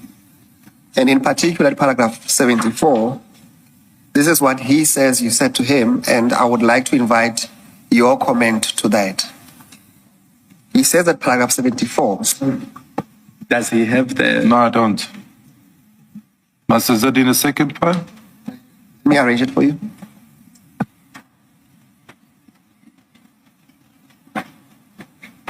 Is it in this one? 17. Page 22, 32. paragraph 74. Page 32. 22. This one. So the file will say Gregory Loftus' statement with annexures.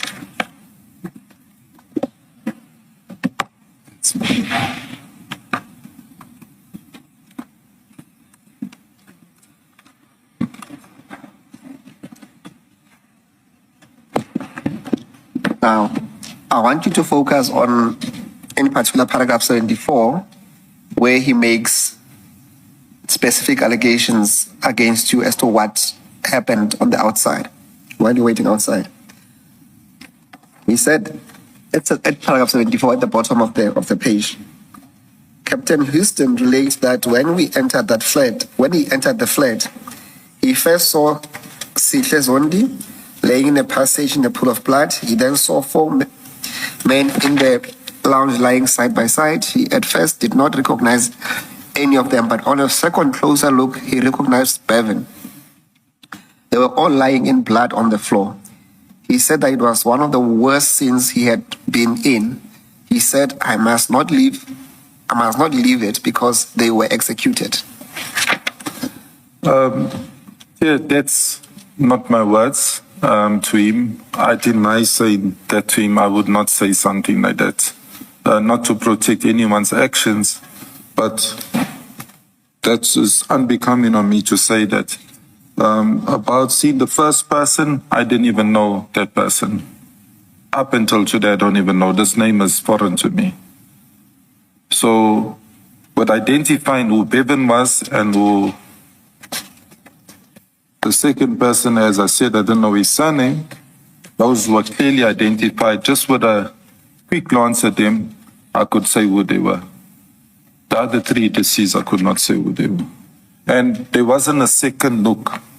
When I went in, because I knew they dialoguing about me being in there, I looked and I extracted myself, I left. I was satisfied that there is a shooting, there are 5 deceased, I need to get people out there ASAP. So with Gregory, I would have not discussed such.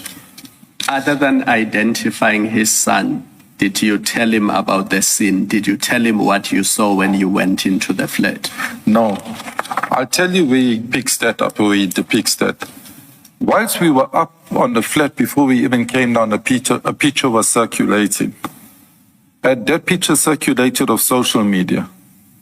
There was a family member, I'm not too sure, that got hold of me. It was never my wife, because she's also not on this Facebook stories. And then we said, hey, there's a shooting at Roulette.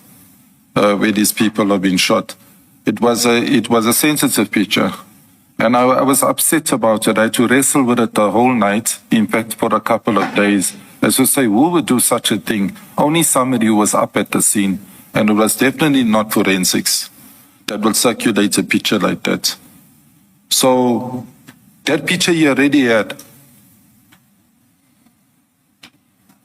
Before he even spoken to me, it was, remember, when he testified, it sounded like the shoot took, say, for example, 2 o'clock. He was there 2:30. I only saw him when I came back 8:30, almost 9:15 in the evening, standing by the gate. I did not communicate with him prior to that. When Zwan and I returned after depositing the so-called detainee and handing over to NIU, only then people saw me close up and I removed my cap. So my communication was short. Clearly, I did sympathize with him. I would do that even if I'm in a shooting with someone. I would sympathize with parents need to know, hey, what their children are up to. We all defend our kids. Thank you. So you never said to him that it was an execution? Never mentioned that. Okay. He mentions I went in a second time. I did not go a second time and look. There was no second time. He does not say you went in the second time. He said at first you could not recognize any of them, but on a second closer look, in other words, you went closer. So not that you went in and left and went the second time. No. I did tell him I identified. I only spoke about his son, that I identified his son. The rest I didn't even discuss who's the deceased, even though I could identify a second person. You must remember, Che, the deceased, the second one that I identified, that I mentioned, his parents didn't even know he was there. They thought he's gone on holiday. That particular detainee that I took to Pinetown didn't even know that that particular individual's no more. And I never disclosed that to him. So when I say I never disclosed, there was no need for me to explain who's now deceased up there. There was procedures taking place. It eventually would have come. Right up until earlier hours, I think it was close to like 2 o'clock in the morning. It's not in my statement, but we had to abseil those bodies down. The body bags were too weak. We had to use search and rescue to bring those bodies down. And the families watched from outer. They counted the amount of bodies that were coming down. And they were like, oh, is that correct count? But like I say, that picture that was taken, and it was taken, and I'm going to say this, it could have only been taken by the people who entered it. And the people who entered it is Captain Dina's team. One of his members took that and sent that out to somebody. And that somebody put it on social media. And I heard Chair say in a previous witness, police have WhatsApp groups. I belong. It was me. Yes, I remember. And, you know, I sort of like wanted to reach out to you and say, no, man, touch the screen here. Wait, we do have these groups, but why would we, if we're a team of 6, send a picture to each other when we know what's happening there? And if we're going to do that, keep it as a library or keep it as a file, as part of our file of the scene, because we sort of keep transcripts of our scene. Why would we send it to each other? That thing was sent directly to somebody of the public. Whether it was sent to Wentworth, or whether it was sent to Sydenham, or to Marinill, or Newlands, it was sent to somebody who immediately. And I remember that day when I got the call. And I can say this, even though I'm not a computer fundi, I'm still, my grandson's better, I'm going to say it openly. I'm good at weapons, but I'm weak with a computer. I'm saying this, that when it went on Facebook, somebody blocked it. When it went on Instagram, they blocked it because it was sensitive. It was something that was running currently with the other social media platforms. It's a news. So it was a sensitive one. But Mr. Loftus had that already before he even spoke to me. He would have confirmed that that's his son by looking, that's Bevan Lane there. And he would have identified, as he says, Bevan's friends. I couldn't identify them. I could only identify Bevan and Ryan. Thank you, Captain. It's unclear as to why you would attribute those utterances, at least attribute and associate them with you. But I would want us, Captain, to go to page 7 of your statement. Maybe before you go to page 7, Captain, at paragraph, and maybe just for completeness, at paragraph 34, you actually describe the engagement with Mr. Loftus, what it is. Do you want to speak to that? Okay, I just want to read it quietly before I respond to you. So it was,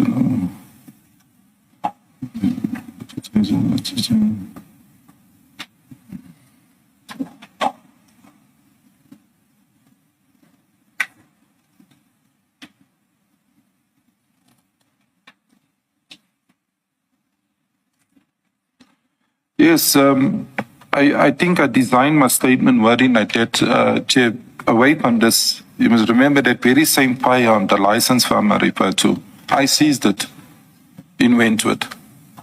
And somehow it went back, obviously, because the policeman's case obviously didn't go to trial. Outcome I did not follow as respect of it. So I think it would have been normal that you would have had a license farm with him if it wasn't in his safe at home. And yes, his dad was mumbling a lot of things at the gate. he was upset and he was saying a lot of things. Because obviously of his history, I heard a little that night, I heard more when he testified. I got texts on my personal phone or maybe even my state phone from him, where eventually I did not just respond to him because he was trying to extract stuff from me. And I think, and I'm not pointing fingers, but I'd say it openly, I think one of the Venkates was one to furnish my numbers. Because nobody has my personal numbers.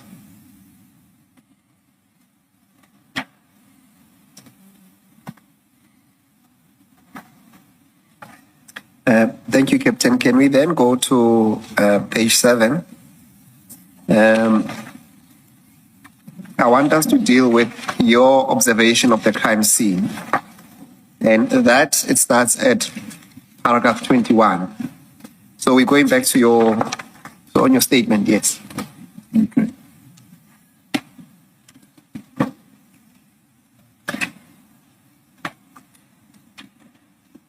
Can you pick it up from paragraph 21, Captain?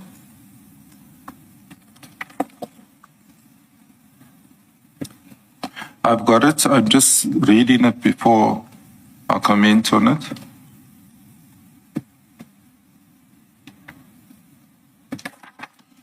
To summarize it, Chair, my opinion, from my experience, not on this particular day, but on a simulation, if I were to simulate coming through a door.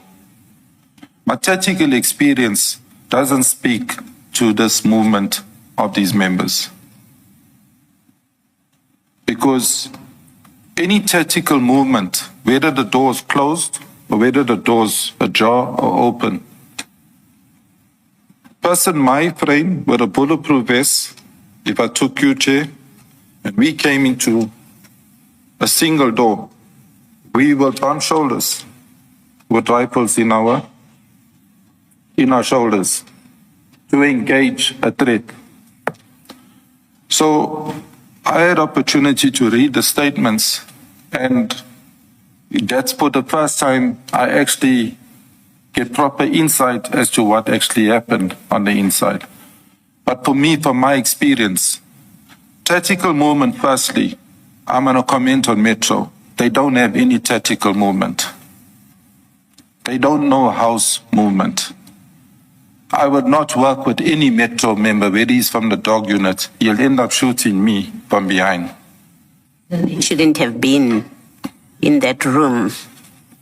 What I'm saying, let's start from the entrance to the flat so we get a clear picture. If the threat is inside.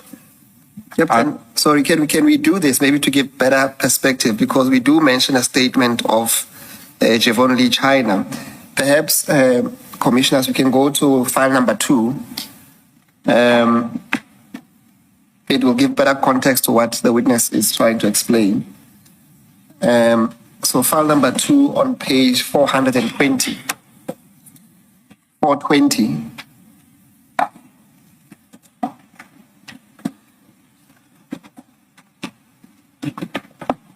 So, Captain, you'll see there it says the statement of one Javon Lee China. You will accept that this is one of the statements that you looked at. Correct? That's correct. Yes. And for the purpose of this discussion, I only want you to read into the record and then you can explain paragraph 4 of that statement. Maybe just read that into the record without explaining first. Sorry, Chair, you want me to read? Yeah, into the record, just that. Read the whole paragraph. Yes. Okay, paragraph 4 from Javon Lee China's statement, that's the captain from Metro, reads as follows. As we approached the flat, I noticed that the flat door was open. Captain Rodriguez, which is Pedro, was slightly ahead of me. Captain Rodriguez shouted out aloud as we entered that we the police. I also shouted out identifying ourselves as policemen. There was a lot of movement from the occupants of the flat, from the lounge area, away from us, further into the flat. For a few seconds, I lost sight of the suspects. Suddenly there was a deafening sound of gunfire coming from the position of the suspects. The suspects fired at us. Captain Rodriguez returned fire. I saw the suspects firing in our direction. I returned fire as my life or lives of my colleagues were in imminent danger. I fired 2 rounds from our department LM5 rifle. I'm not going to read the serial number, it's there. My colleagues, one Officer Munsami, one Officer Shabalala, and Constable Alford, also returned fire simultaneously. When the gunfire stopped, in a couple of seconds, Captain Rodriguez informed us that he had been shot in the abdomen. Fortunately, he was wearing a bulletproof vest. And then before you comment, can you also go to page 405 of the same document?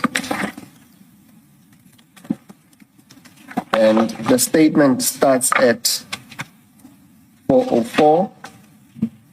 And can you confirm that is a statement of Matthew Roger Halford? And can you confirm that is one of the statements that we provided to you? Okay, I get that. Which paragraph would you like me to read? 405, just read into the record, paragraph 7. 404. 405. 405, paragraph 7. Yes. Okay, this is the statement of It will say Harold. Matthew Roger. Yes. He's a constable. This is the member that is from organized crime, Peter Maritzburg. Paragraph 7 states, I further with Captain Rodriguez, Captain China, that's his surname, Metro Police, one Officer Munsami and one Officer Shabalada, proceeded to the said flat. As we approached the flat, we noticed the front door was ajar. As entry was gained into the flat, we identified our office by shouting verbal warnings at the time. I observed the group of males jump up from the couch and move further into the flat, where we temporarily lost sight of them. At this point, we came under high caliber automatic fire. A stun grenade was thrown into the said flat, and we moved forward into the flat simultaneously firing. Can you also read paragraph 10 for completion? Paragraph 10. 10, yes. Of thing 4 or 5? Yes. It's on the same page, yes. Paragraph 10 on the same member states, I later established that I had fired 10 rounds with my state-issued rifle, serial number, and I'm not going to mention it. And then lastly, please go to page 425. That's a statement of Pedro Rodriguez.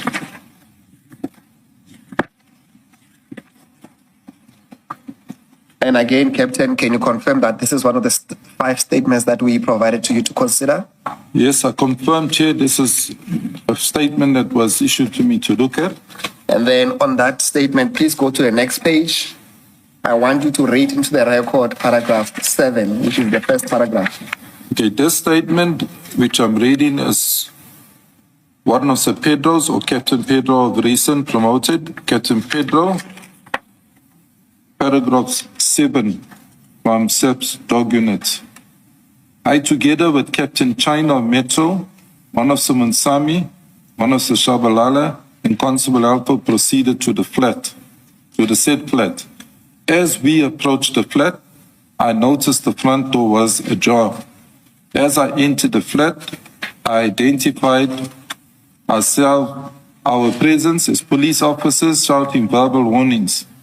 At the time, I observed a group of males jump up from the couch and move further into the flat, where we temporarily lost sight of them.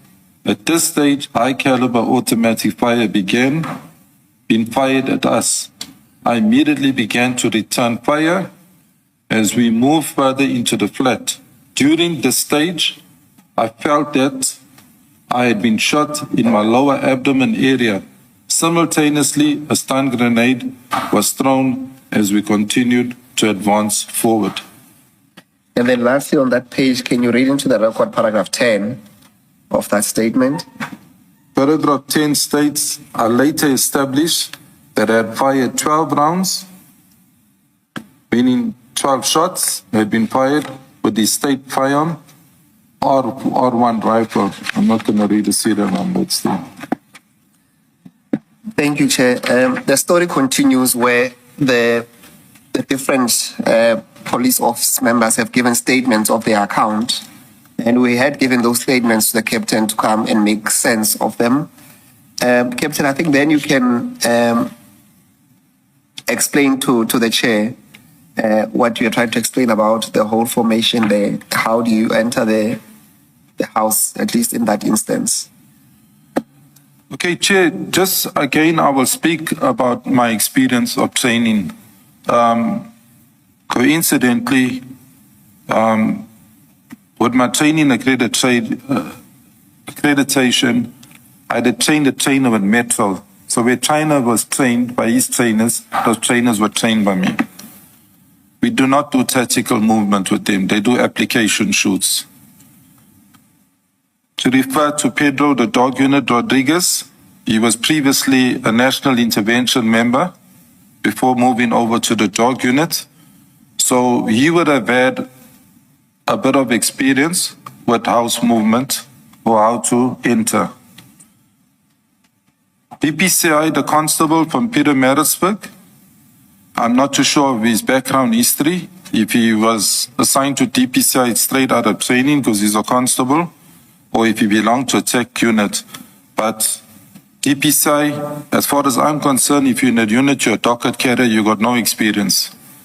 I wouldn't train you tactical police in 1 and 2 movements, house movements. There are 2 NIU members there. Those NIU members do have the experience. There are prerequisites to every house clearance when we're training you. The prerequisite is 7 members to any room. If you got less, we are not to enter. The reason why we're not to enter, it is a casualty on the state side, then that person leading that group will have to answer. And vice versa.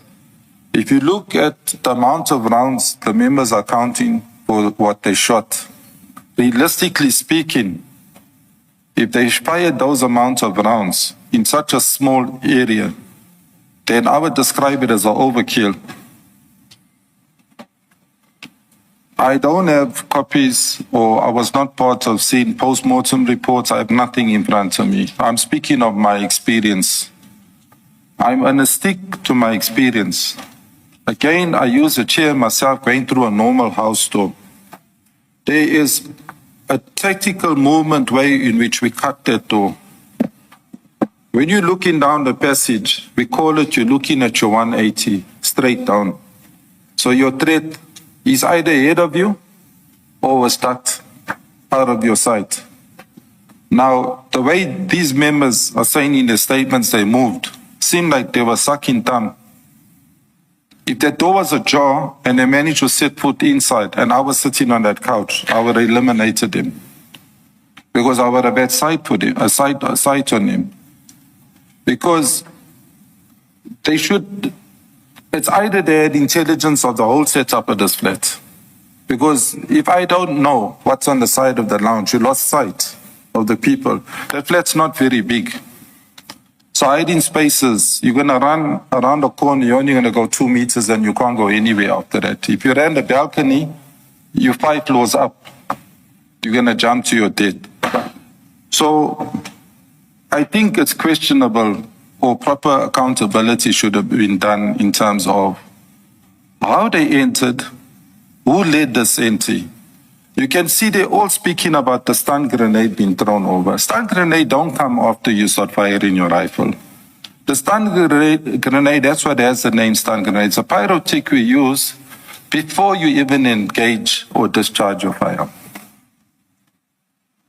would see in the statements, and I'm seeing it now not for the first time, well, the statements were said and I read, and I don't want to study it paid for, but when I read the story, I said, it doesn't sit well with me from my training experience. Because if they were to simulate that dry fire where they're going through, and I left a mannequin around the corner, or 4 mannequins around the corner, and I stood there, I would have tapped them on the heads with their dry guns and said, listen, you failed.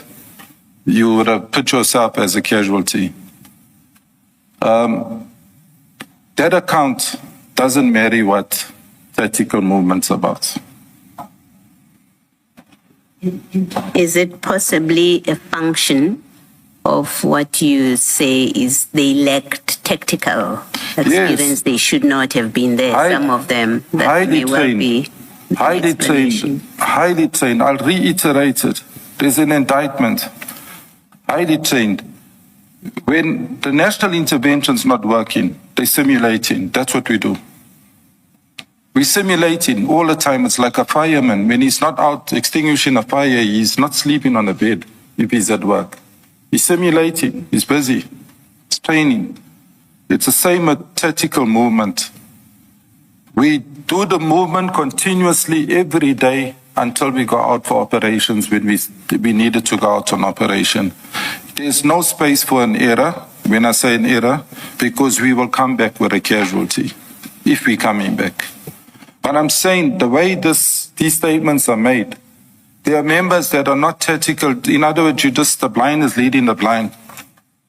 Let's hypothetically say Pedro or Rodriguez was tactical. He fired so many rounds of a rifle, a R1. R1's high caliber, you 1 round, you drop an elephant. You're in a space of less than 4x4, a room. So many rounds. Something is not speaking to whatever happened there of their statements. Captain, so you highlighted 2 things. I want to ask you about a third one. You highlighted the composition of the team and the fact that at least the dog unit and the DPCI constable may not have had the experience. And also, I guess, Javon Lee, the Metro police officer. The second issue you highlighted was how they were supposed to enter the room. But something strange here, because what the statements seem to suggest is that these 5 officers were ambushed, as if the people who were in that room were waiting for them and were already carrying their firearms. Because they are all saying as they entered, the people inside started firing at them. That's what the statements seem to suggest. But then what is odd is that only Captain Rodriguez was hit, and he was hit by the vest. And the reason why you say this is improbable, you said if the scene happened as they say it happened, they would have been shot or they would have been hurt. That's correct. You would have been a casualty because, again, I start at the door.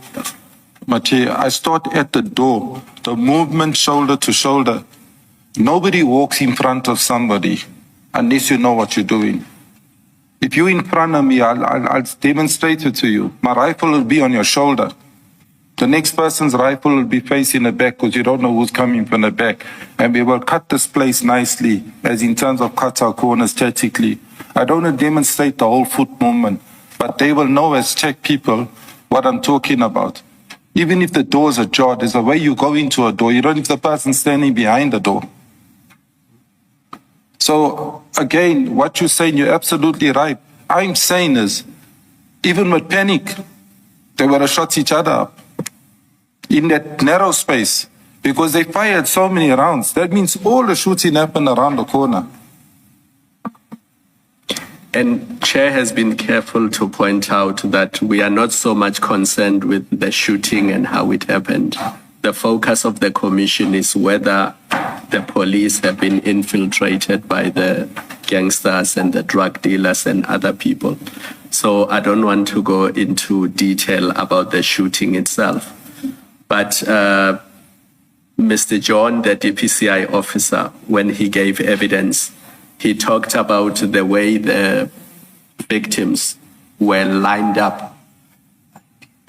IPID, sorry, did I say DPCI? IPID. The way they were lined up, because you saw them when you entered the flat, what was your impression of how they were lined up? Does it accord the The statement? 4 doesn't speak to the shoot. Even if I took the picture that was circulated, the 4, the C's, leave the one that's laying closer in the picture. The 4 around the corner, that's Loftus, Ryan, and the other 2 unknowns to me.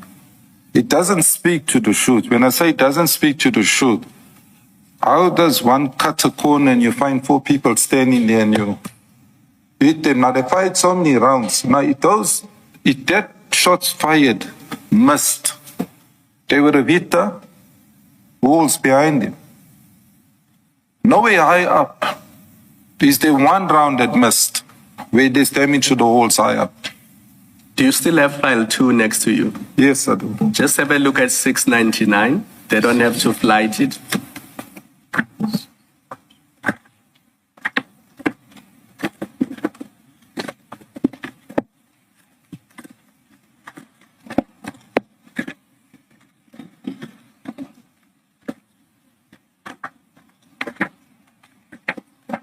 Sorry, Chair, just repeat the number 6. 699, 699.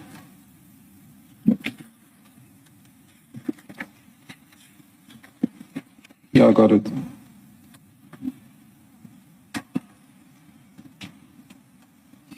So having read the statements and the description of what happened, when you look at that photo, is it consistent with what the statements say happened? Never. Can't be. That's as how I saw this when I entered for that few seconds. I saw more. The picture's wider than what's here. But it doesn't speak to it. You shoot someone with a rifle, I'm just saying, or even a pistol, close range. The body positions will never be like that. You get shot with a rifle, we simulate it on a shooting range with mannequins. It'll lift you and throw you. Maybe enter and even exit you. There'll be blood splatter all over those walls.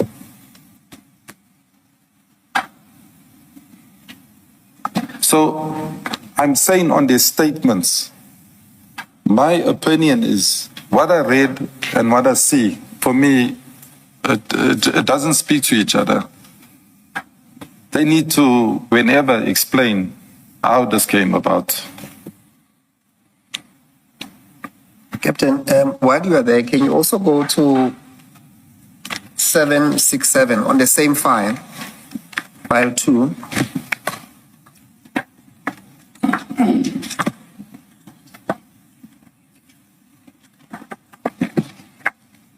You let me know once you are there, Captain. 767.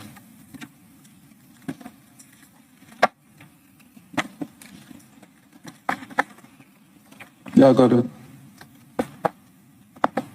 And then, are you there, Captain? I got it. And then I also want you then to move to 771.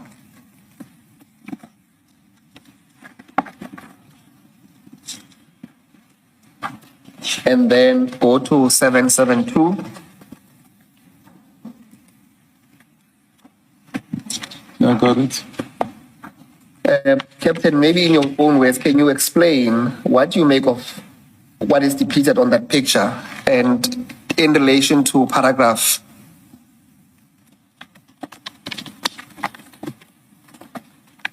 25 and 26 of your statement in terms of those bullet wounds, those gunshot markings, and some of the blood spatters on the floor?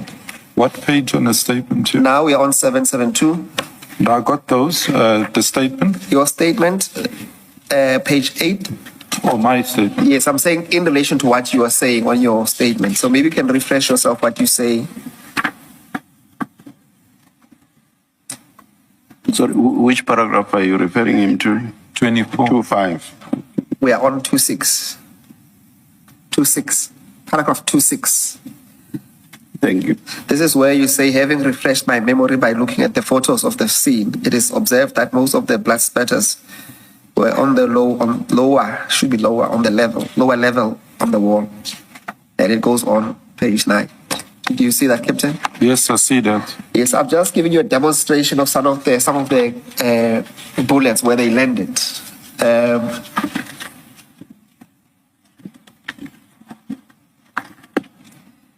As I said in my statement here,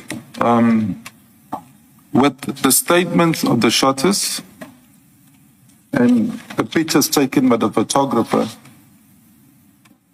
it does not speak to each other with the statements of the shotters. And my opinion is, as if anyone tried to hide, that they go hiding in the laying position or that they go hiding in the kneeling position, that they stumble on each other. Because it's alleged somebody was firing at the police there. So, or some bodies was firing, that's the allegation.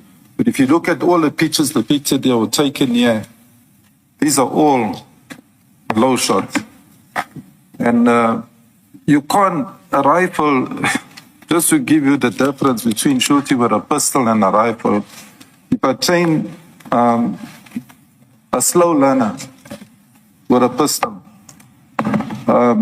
if they impair the sound going off and they don't follow the fundamentals which I would teach them, they will shoot the ground. And from 5 meters, they shoot the ground.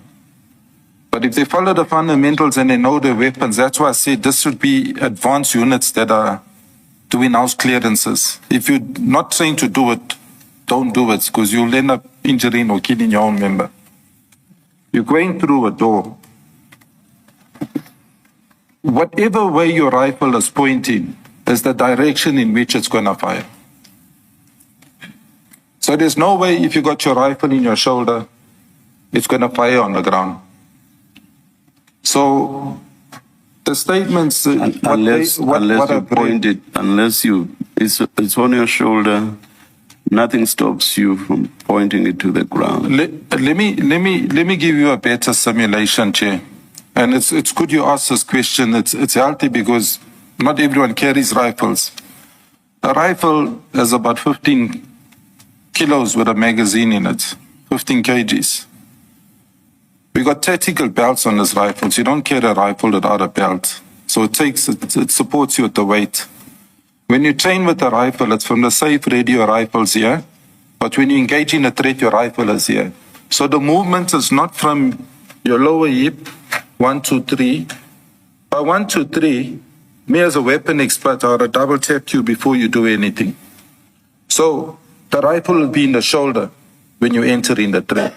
There's no way when you discharge that rifle, you're going to hit the ground or you're going to fire low. So when we do close contact, we say, whatever direction you point your rifle, if you discharge it, that's the way it's going to fire. So if they went around the corner, for example, and I'm not dealing with what happened there because I was not there, but I'm saying if one goes around the corner, you need to cut with your rifle. So normally the way we would cut, we will drop the rifle, so it's not, the barrel's not seen coming around the corner. Drop the rifle, and as soon as we cut, we lift it up to engage. So you're not firing in a low position. I'm saying from experience, when we dry fire and we simulate, that's the exercise. The movement's never from upward, downward. It's always from here, safe, ready, to your shoulder. It's never up here. Even when we engage in someone that's higher, first floor, second floor, you know, if you're going up the stairs, it's always in your shoulder. It's from there to there. And if the threat's not there, it's immediately here, because you could have someone innocent that will just bypass or come in front of you. But from these statements, like I say, to the pictures, the pictures of where the walls and the floors are damaged, it's indicating clear that the whole shoot, and I don't want to ponder on it, but from my experience, that whole shoot was a low shoot. So, Captain, you were not there, but in layman's terms, the story as depicted or as set out in the statements does not add up. Doesn't add up. Firstly, with the amount of rounds they fired. A human being's body is a big target. When we simulate, we shoot on straight pins. We shoot on matchboxes. We shoot on a 9mm cartridge. It's ridiculous.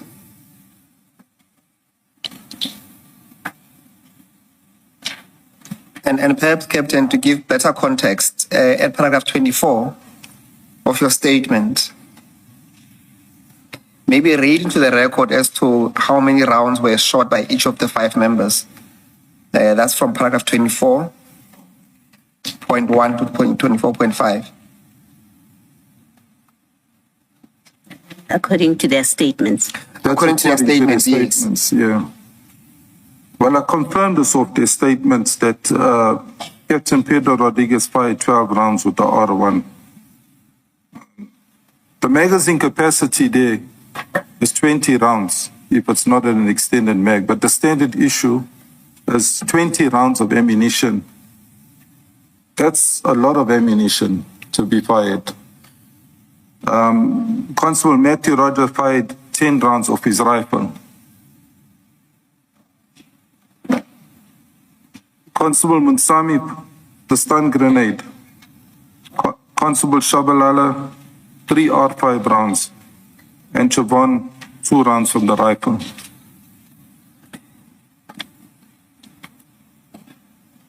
Now, I want you to consider, Captain Chair. Let me take you to 776 and 780. Do we have any idea where those, whether it's the wall or whatever else, where exactly those are supposed to be? And how does that fit in with what you are telling us? I'm not saying it doesn't. I just want you to please explain. Chair, that 776 looks from if you look at 773, that's looking like that's the passage wall, which leads you to the lounge. I could be subject to correction.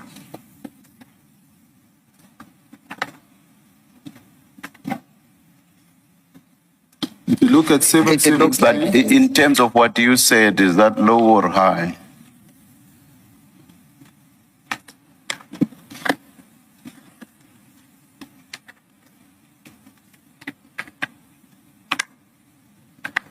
Perhaps it will help that when you answer that question on 773, look in relation to the green couch in answering that question. Maybe that will assist. 773? 773, Okay. yes. That's low. Not sure. It's especially the top mark would have been around what head level. In fact, even above head level if someone was sitting on the couch. That picture, if we entered as we are going towards the threat, there's no way we're going to engage the wall by accidentally shooting it. When I say no way, the policeman had entered. I'm engaging you at the level of low and high. Remember, Low and high. Your earlier debate was about the marks being low. For me, Which is why I was asking, is that low or high?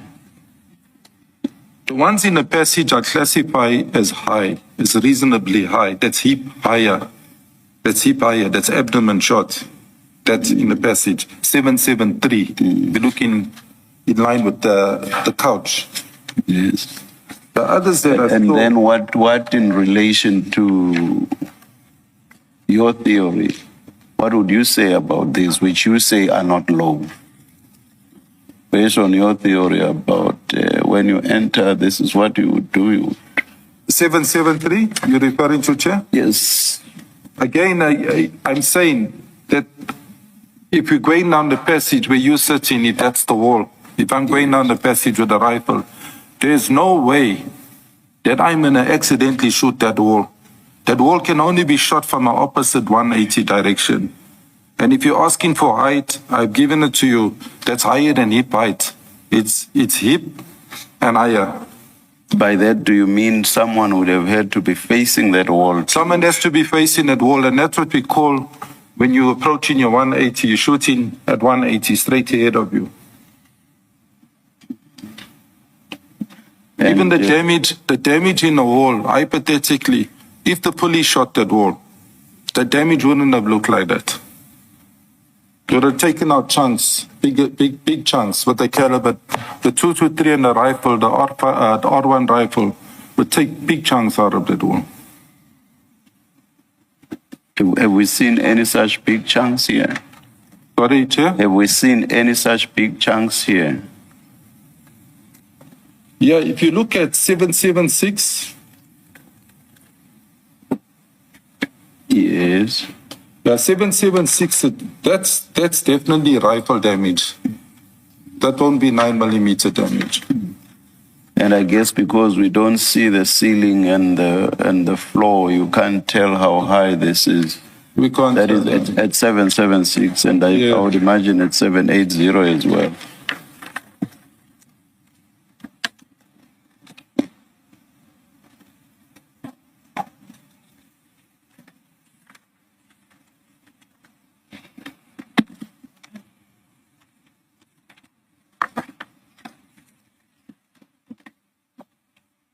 Did you agree that you can't really tell? I can't really tell you. Okay. Especially with the way that picture's taken, you wouldn't be able to tell. It's a close-up. Did you get to see these bullet marks yourself, or did you just enter briefly, look at the bodies, identify those deceased that you managed to identify? With my experience attending the crime scene to confirm, I was led by one of Captain Dina Governor. So he walked me down the passage. I was not even looking kitchen, bathroom. I walked behind him until I saw this. I could see one person laying, and then that's when I looked in. I didn't even walk, I'll step over them or anything. I don't want to contaminate. So I didn't look for the bullet holes and whatever there. The damages on the walls. Captain, in relation to page 773 that the chair is engaging with you with on, 773, the deceased bodies in relation to that, on which side would that be? Because... It should be at your quarter past. Not your quarter past, yeah. To the picture. Yes. So my understanding is that those holes will be on your left as you enter that's the corridor. That's the left. Yes. But all the deceased, is it correct at least to say that all the deceased were actually on the opposite side of the wall? That's correct. Which also creates a difficulty as to why would the police shoot in the opposite direction if their statement is to be taken. That's correct. Very seriously. Can I just ask a different question about this 773? You say, given that wall, those shootings there, you say, those marks rather, you say if the police had shot at that with this caliber weapons, it would have taken out a big chunk. Chunks, too. Does that then mean that you allow for different guns or firearms were used other than the rifle, whether by the police or by the deceased? Is that what it means? Say again, sorry, Chair. If you say, as you have done, if you say that if the rifles that we see listed in the statement had been used, a big chunk of that part of the wall would have been taken. That's correct. My question is, does that mean, therefore, that you allow for the possibility that the police officers used different caliber weapons? That's one alternative. The other is that the deceased shot with different caliber weapons. I agree with you. Yeah. I agree with you. It is clear that different calibers were used, but the damage that's photographed there. Just take note here, this is all close contact. Just to emphasize a little bit detail on when you discharge a firearm close up to a wall. You must remember there's a thing like a ricochet, can come right back at you. We don't carry R1s unless we're working in the rural. It's for far contact, not for house clearance. You discharge that gun, there's 3 people standing in a row, you can take out all 3 people. It's like a 357. You can even, with a ricochet, you can even kill yourself. So I'm saying, I don't know. I was saying yesterday to somebody with security companies, I'm off the topic. The close protectors are carrying these rifles, although they're not automatic.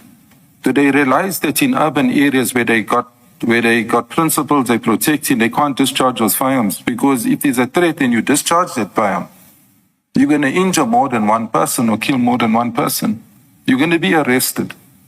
So that's why we have a pistol, because the pistol's for close contact. 80% maximum accuracy with any pistol, from the smallest to the parabellum, which is the biggest. And the rifles only come in for distance. The sights on the rifle set at 300 and 500. Bullseye, I'll let you. You've been shown quite a number of pages that show markings. Does your answer hold for those markings as well, that you've been looking at? Yes, I looked at those, even, the one in the ground, I think is one I saw in the ground. There's some that look obviously low, and then you've got some on the ground. And my question is it the same reasoning that you apply? Same reasoning. That if it had been these caliber weapons, there should have been a bigger... reasoning. I also just want to say about the amount of ammunition fired from these rifles. I'm not saying when there's a threat, you stop shooting when you've still been fired at, if that's happening. But the state issues fully automatic weapons. There's high possibilities if you don't know what you're doing, you can put your firearm on automatic. Because it has a double lever, that R5. It has a left-hand user lever, which can engage you into automatic with a soft touch. And it has a right-hand lever on either side of the firearm. If you don't know what you're doing, when I train these people down at the range, fire 20 rounds at your own time on your own target from 30 meters. I'll just say, within 5 seconds, all 30 rounds is out and the person's not competent. Because when a weapon's on auto, it runs high. So I'm just saying this, I'm not saying that happened there. But I'm saying is if you look at the spread, you look at the grouping, we call it, something's not speaking here to the statements. It must have been a long contact to fire this unless you had your firearm on auto. You fire 12 R1 rounds. It must have been a long gunfight, this, which I don't believe was a long gunfight. Otherwise, the whole of Durban's armed response, as in policing, would have been there. This was a quick, short bus. Thank you. Perhaps lastly, can you look at pages 779?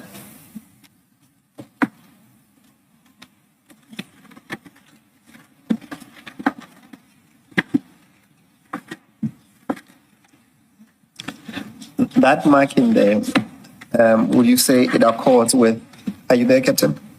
I've got it, 779. Yes, there's a marking there next to the television. What's your observation of that marking? Again, there's a low shoot in terms of height. It's a low shoot. So whatever direction the shot was firing is obviously firing at something low. The caliber, I'm not going to be able to tell you, because if you look at this building closely, I'm not too sure if it's built out of block, as in Corablik block, or if it's brick. But from the plaster work there, a 9 millimeter on block can do that damage.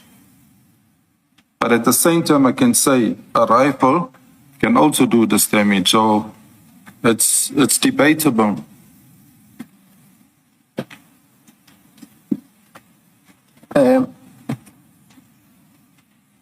Chair, I think we've made the point on the bullets that some of them ended on the floor, some on the lower range, and maybe some on the mid to higher range, but the majority of them we would say by observation, they seem to be on a much lower end on the ground, Chair, but we cannot exclude some of them that are a bit higher, Chair.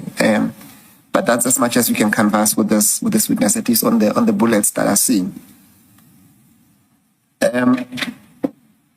Yeah, I cannot claim to have gone through all of them. We'll see when we do that exercise slowly and carefully. And, we'll see what to make of. What we indeed, Chair. Yes. Yeah. But yeah, the exhibit is there, Chair.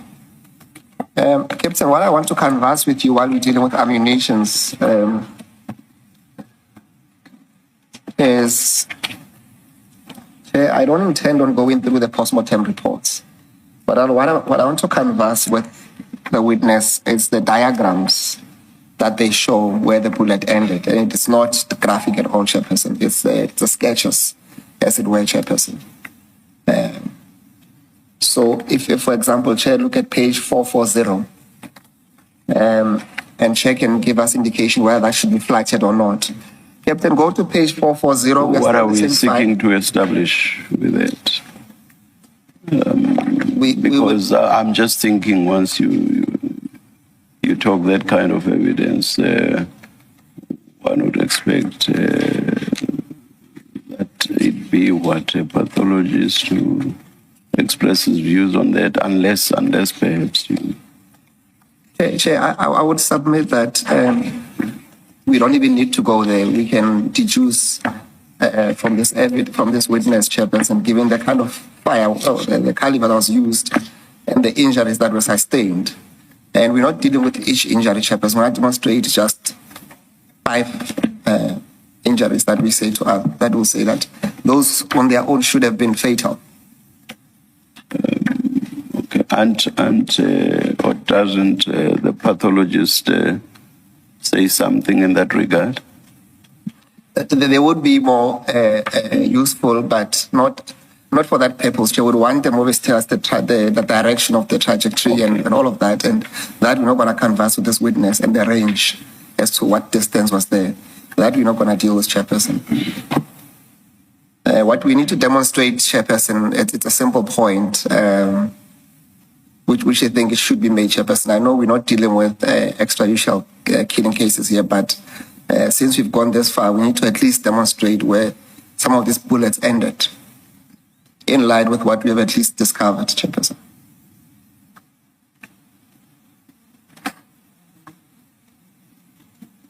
Yeah, Mr. Msikide, I wanted to suggest that, I mean, there's no controversy that these people were killed in that operation by police officers. And without knowing which shot came first and was the fatal shot, is there what is the point that we are seeking? If the discussion is not to say, well, there's a headshot there, that shot would have killed and therefore it wasn't necessary to shoot this person further, what would we be seeking to demonstrate? Commissioner Baloyi, I don't need to go there. But what I want to put to this witness is that what we have, and to an extent that he might want to see, is that when you look at these diagrams in the postmortem reports, they all show that each and every deceased received a headshot wound. And some might have 4 or 5 wounds for the rest of the bodies. And I want to see if you can comment, especially on the calibers used and accepting that on the facts presented, at least the diagrams presented in the postmortem reports, that there were head wounds that were at least each and every deceased. I believe I may be wrong. We do know that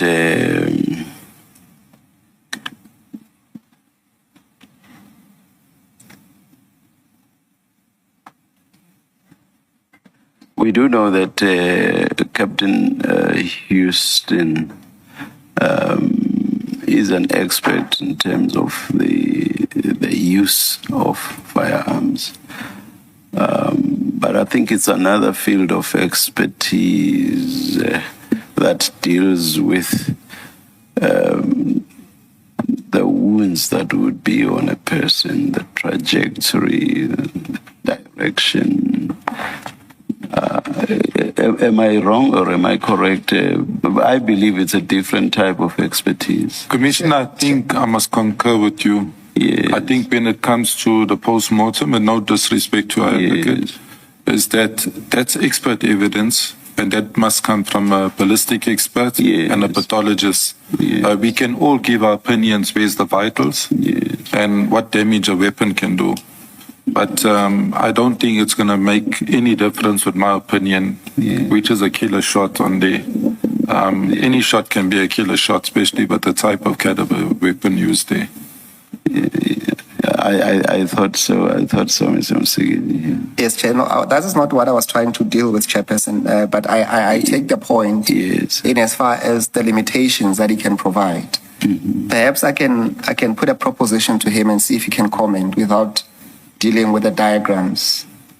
And he's more than welcome to say he cannot comment, and I'm happy to leave it there.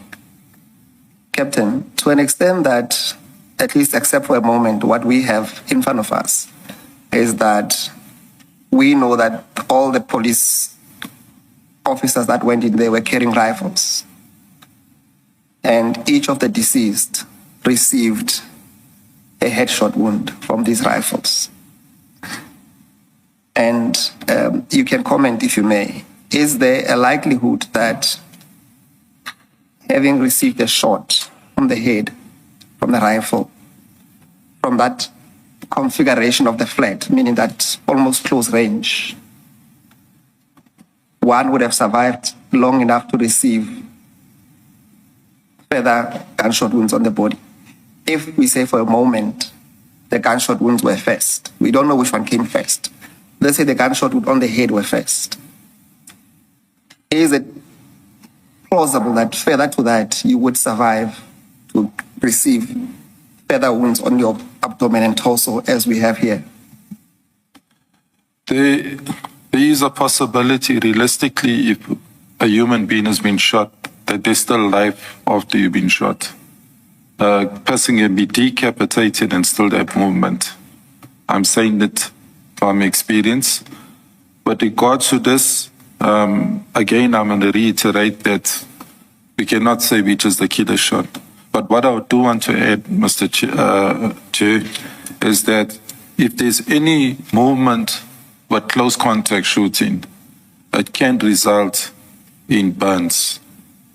When I say burns, residue. Rifle residue from where I'm sitting, the cameraman here can have it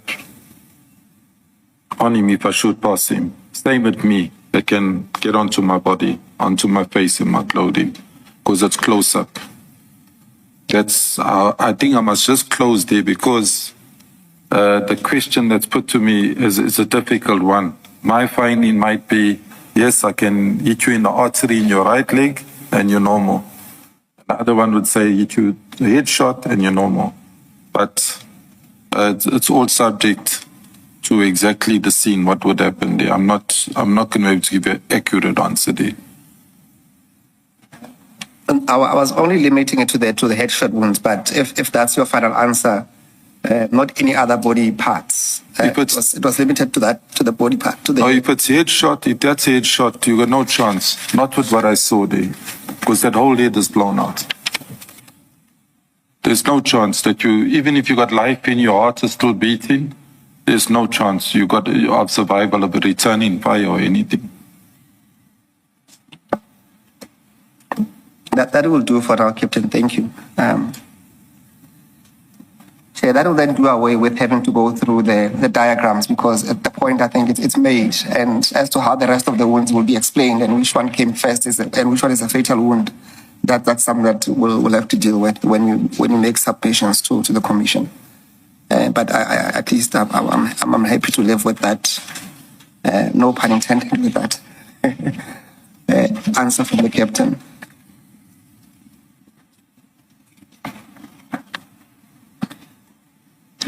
Captain, can we then deal with paragraph 28, just to sum up this section of your evidence. That will be on page 9.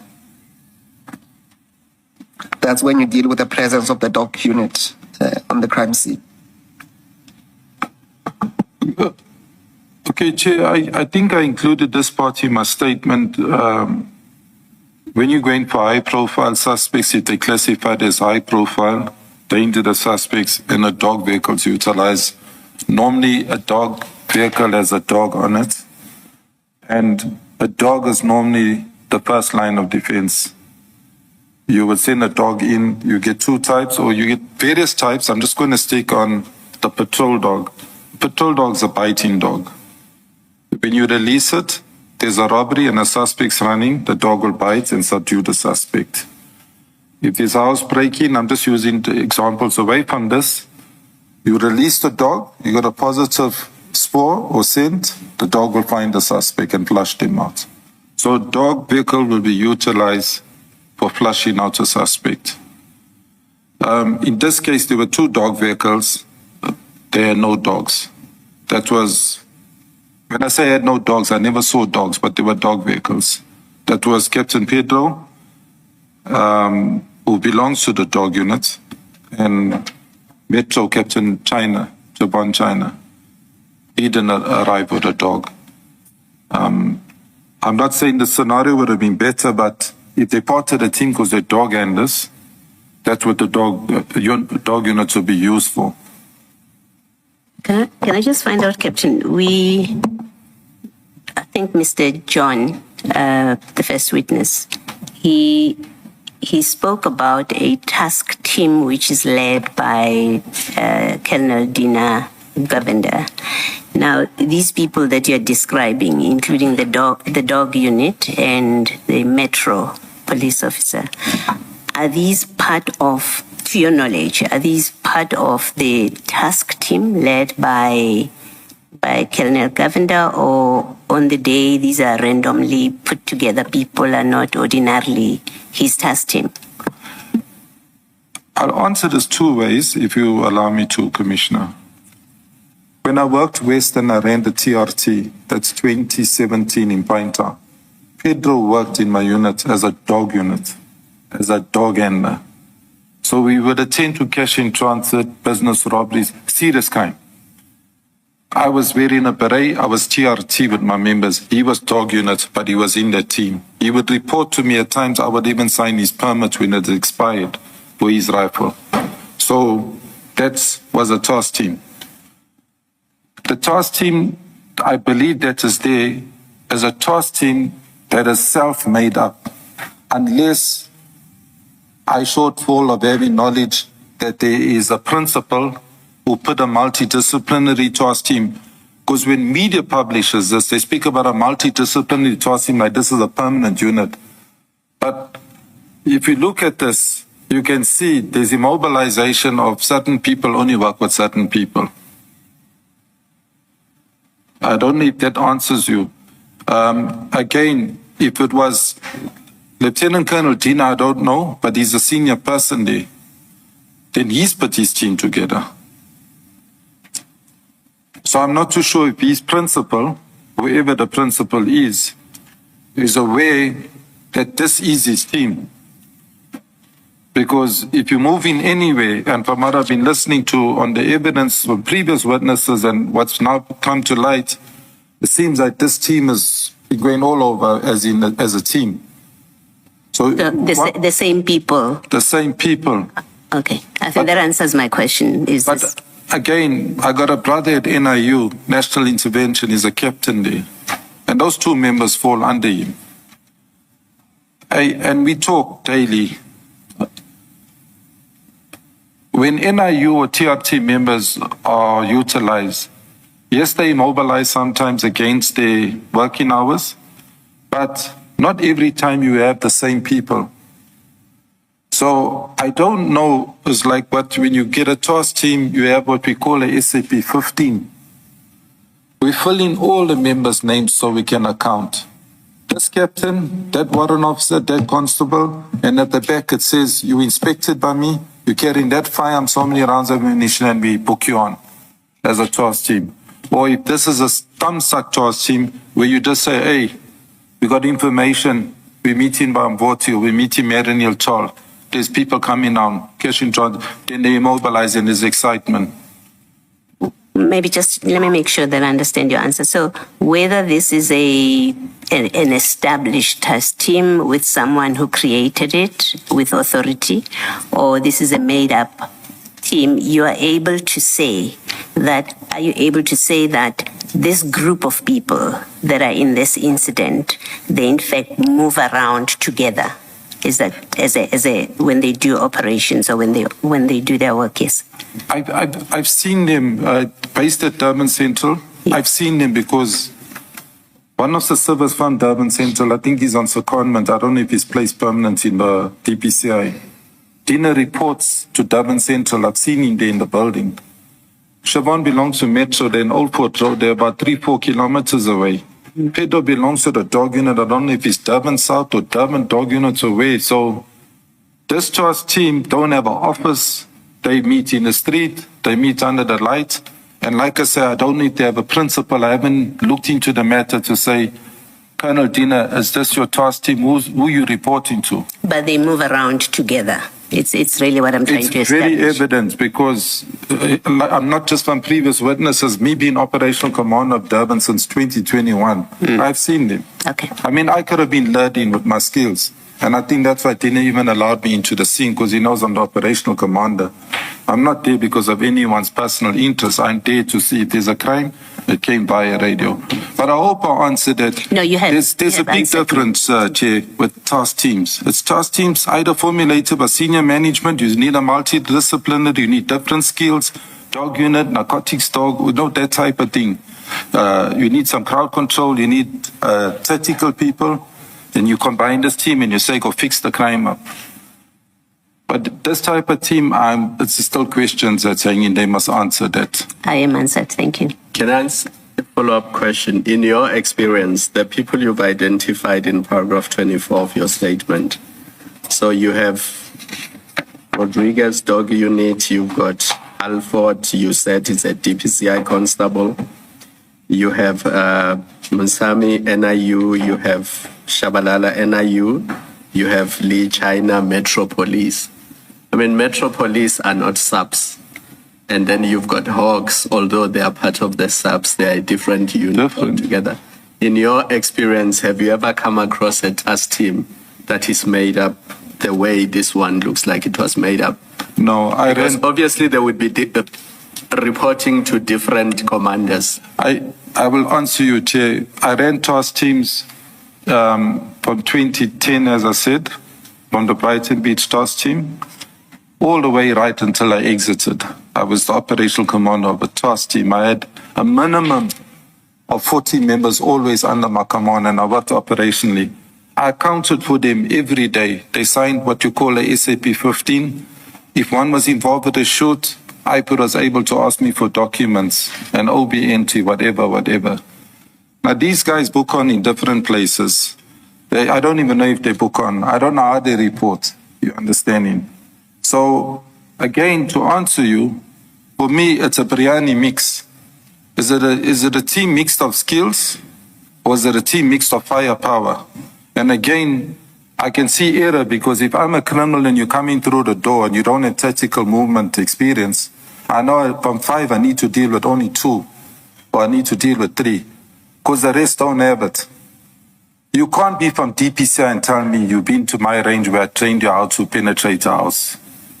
You'll stand on the road while the riflemen go in. So I hope I'm answering it. You get a docket carrier. When I ran a task team, I asked the general, please give me 2 detectives where I'm in Richards Bay dealing with a case to sign for those dockets. Our dockets don't get left there. If I'm in Pietermaritzburg, we keep those dockets with our detectives. The detectives will write those dockets up. I will sign it as an officer. It will go to the respective courts or the magisterial district. There's control and there's command.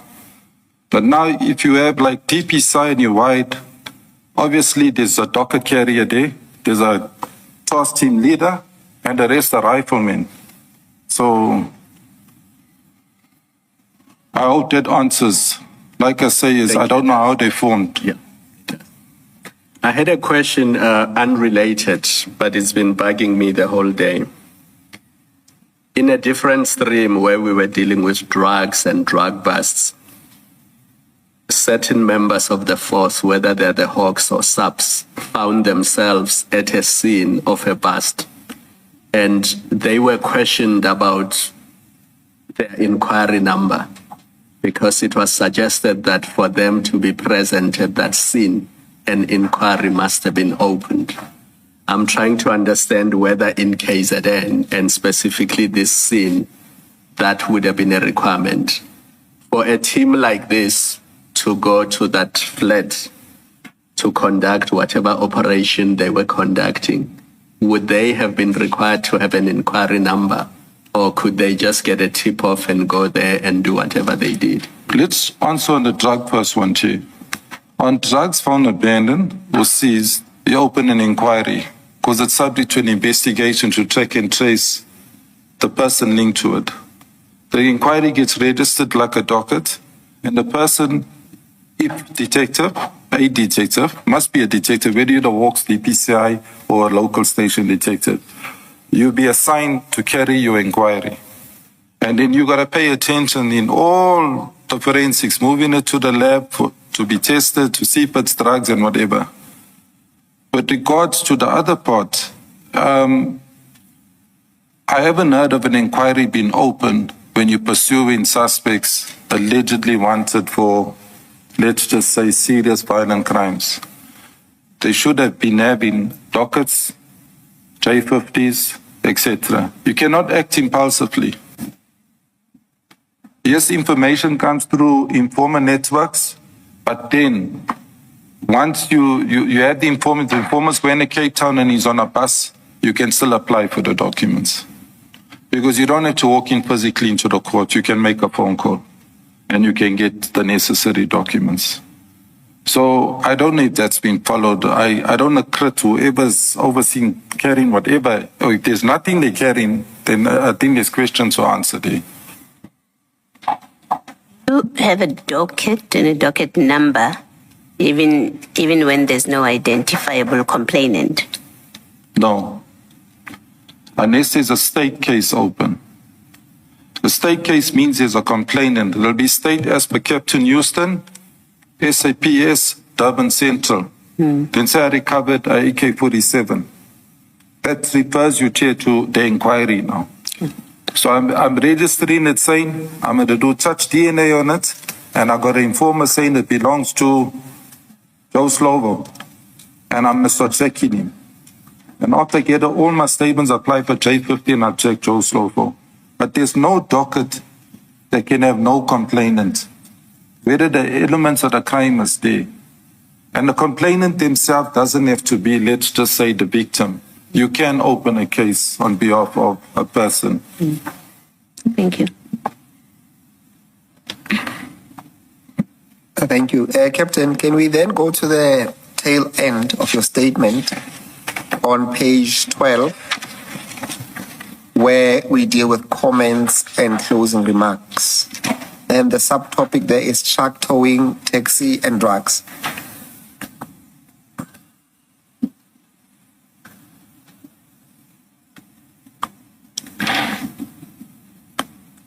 And you can deal with paragraph 35 and 36 together in your summary. To sum it up,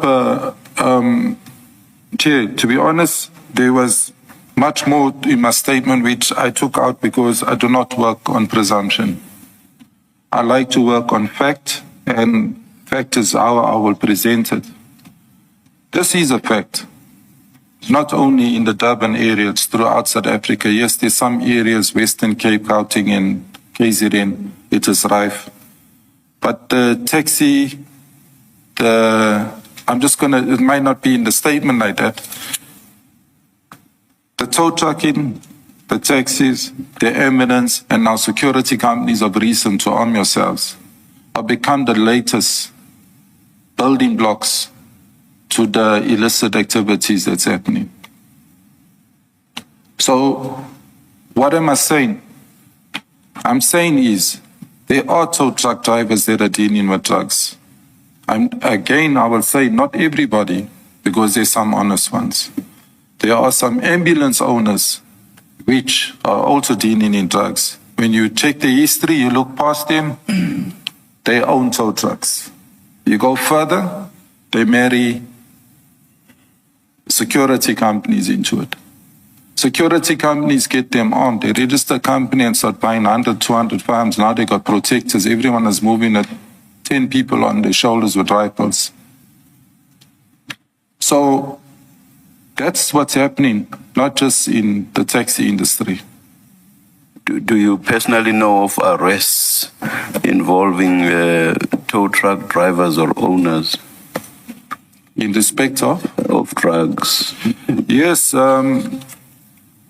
in the Wentworth area, there's been lots of people, maybe not caught with their tow trucks, but owning tow trucks that have been arrested for drugs. In the Durban area as well, people have been arrested.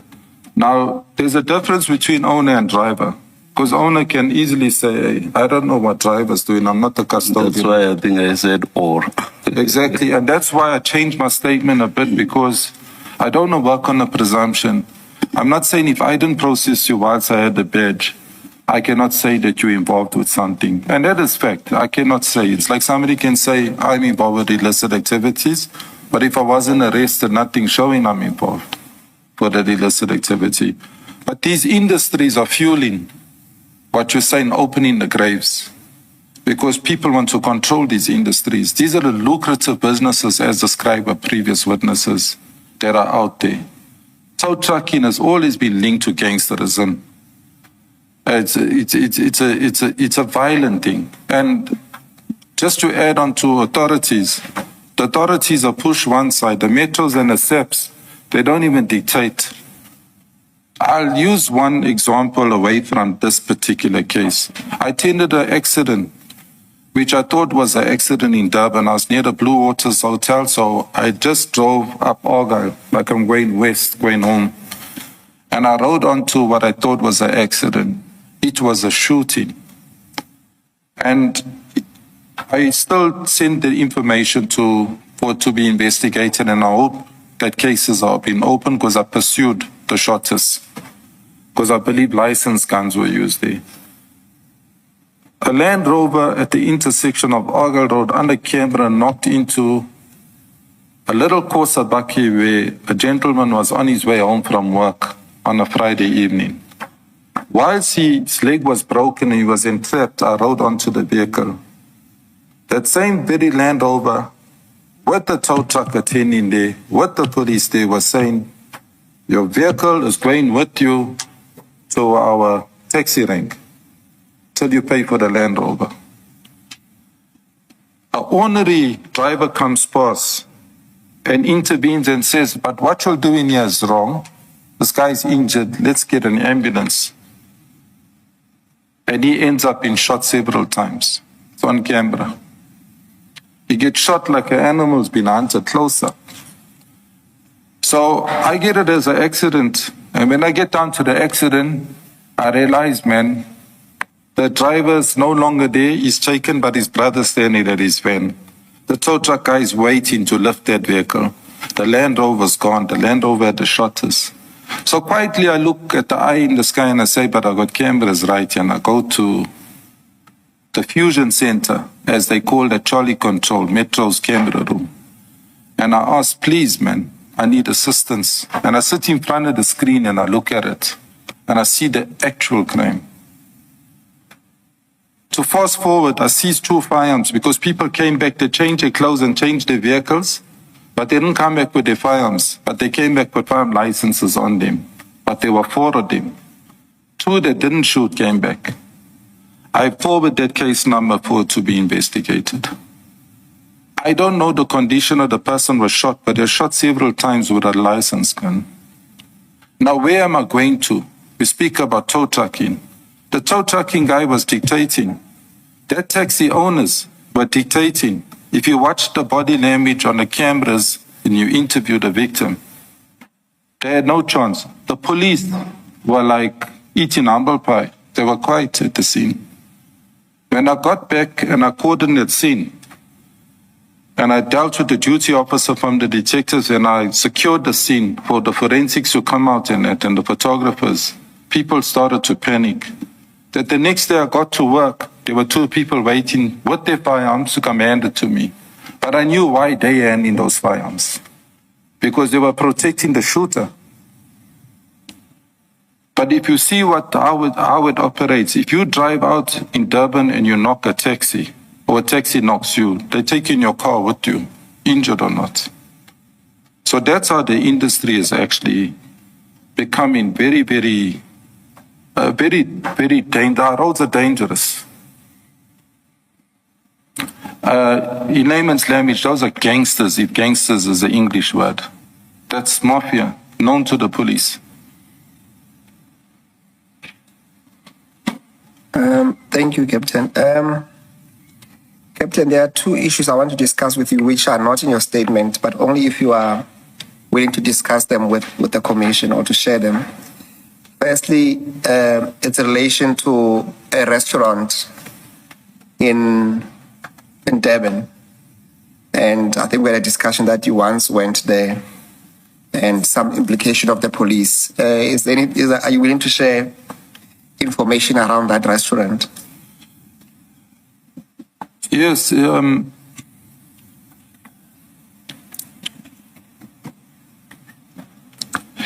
it's simple.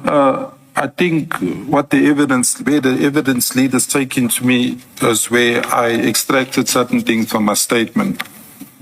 And the reason I did was, as I said, is if I do not arrest you, or if I don't know anyone that has arrested you, I cannot label you as a positive drug mule or drug dealer.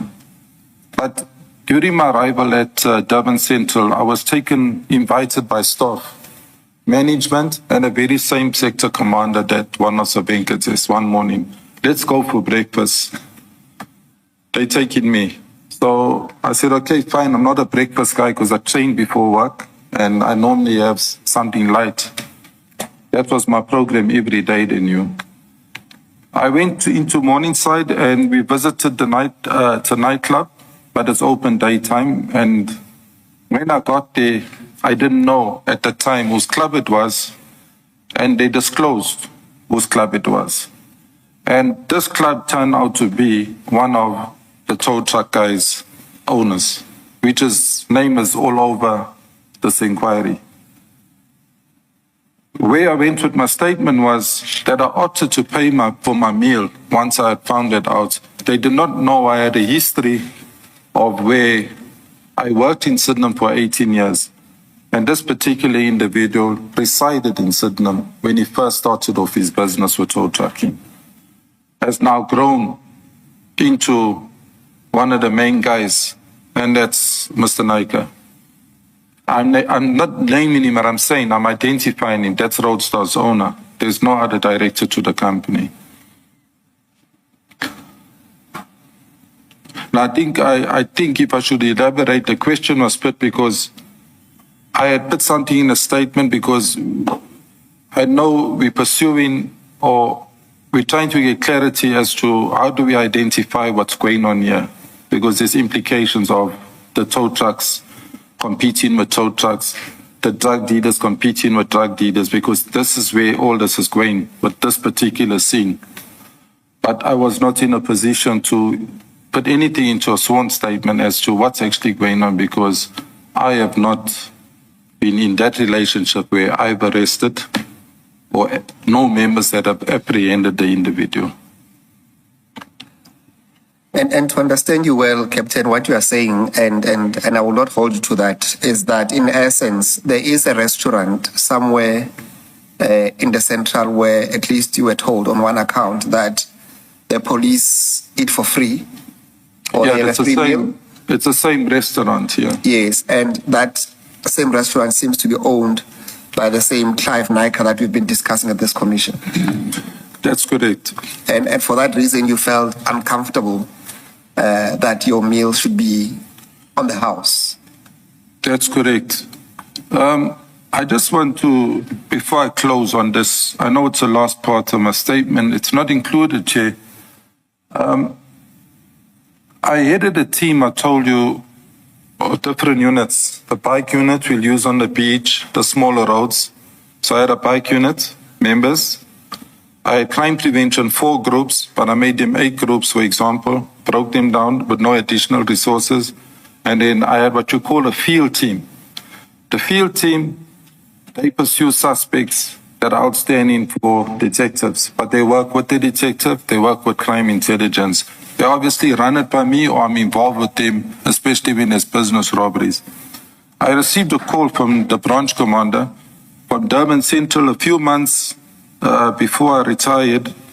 Where am I? And we got a good relation. We sit in meetings. I help him a lot with the suspects that are wanted. And he said, where am I? Where's my team?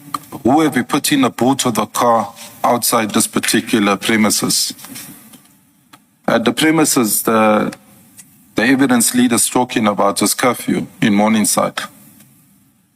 So I said to him, I'm on duty, my members are on duty. He said, are you in civilian clothes? Now in Durban, I wear shorts a lot. Very informally dressed, a dorm and a marked vehicle, and so does the field unit.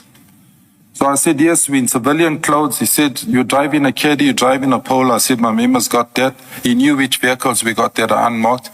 He says, hey, please find your members and find out who's kidnapped a person. We got a complaint, there's a shooting at curfew. So I made my way there. When I arrived there, I found a Sydenham vehicle, 7 k's away from the station. The station commissioner was sitting inside the vehicle. So I asked one of my members approach and find out was there abduction or kidnapping here. And she rolled down the window and she said she heard it on the radio and she responded alone from Sydenham. I found it strange that you would leave Sydenham to come into the CBD. It did not take me long to get there. But whilst I was there, it was established that it was organized crime that had come and take a bouncer from that particular premises, sun up in the morning, which was outstanding for a shooting. I did not pursue the matter. It wasn't even a Durban Central case, but that bouncer was working there. Now I was asked the question, is it the same place that policemen go on frequent? The answer is yes.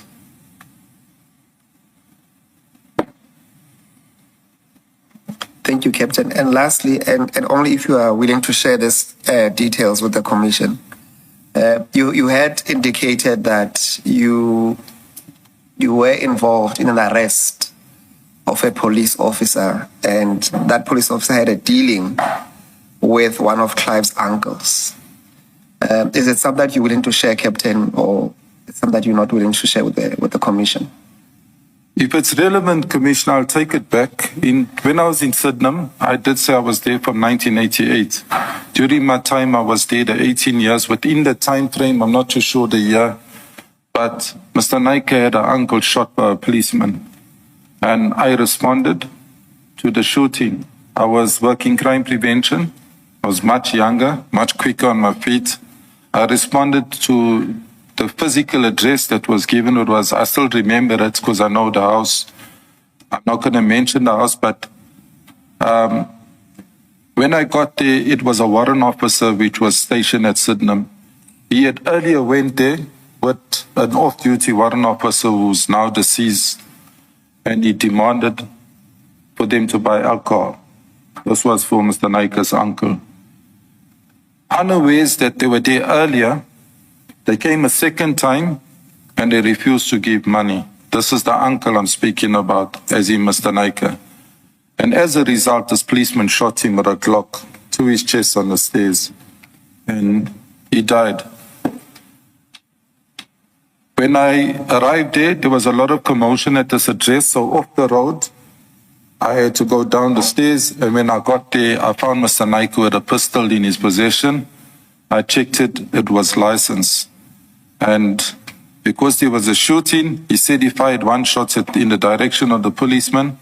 I had seized the gun and put it in the station. To fast forward, that case went to trial and that warrant officer was found guilty and he was sentenced. He was stationed at Sydenham with me. Thank you, Captain. Captain, those will be my questions for you. I don't know if you have any comments or remarks that you want to make.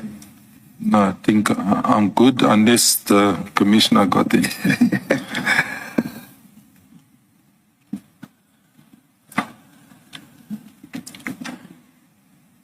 Chair, that will be it from our side.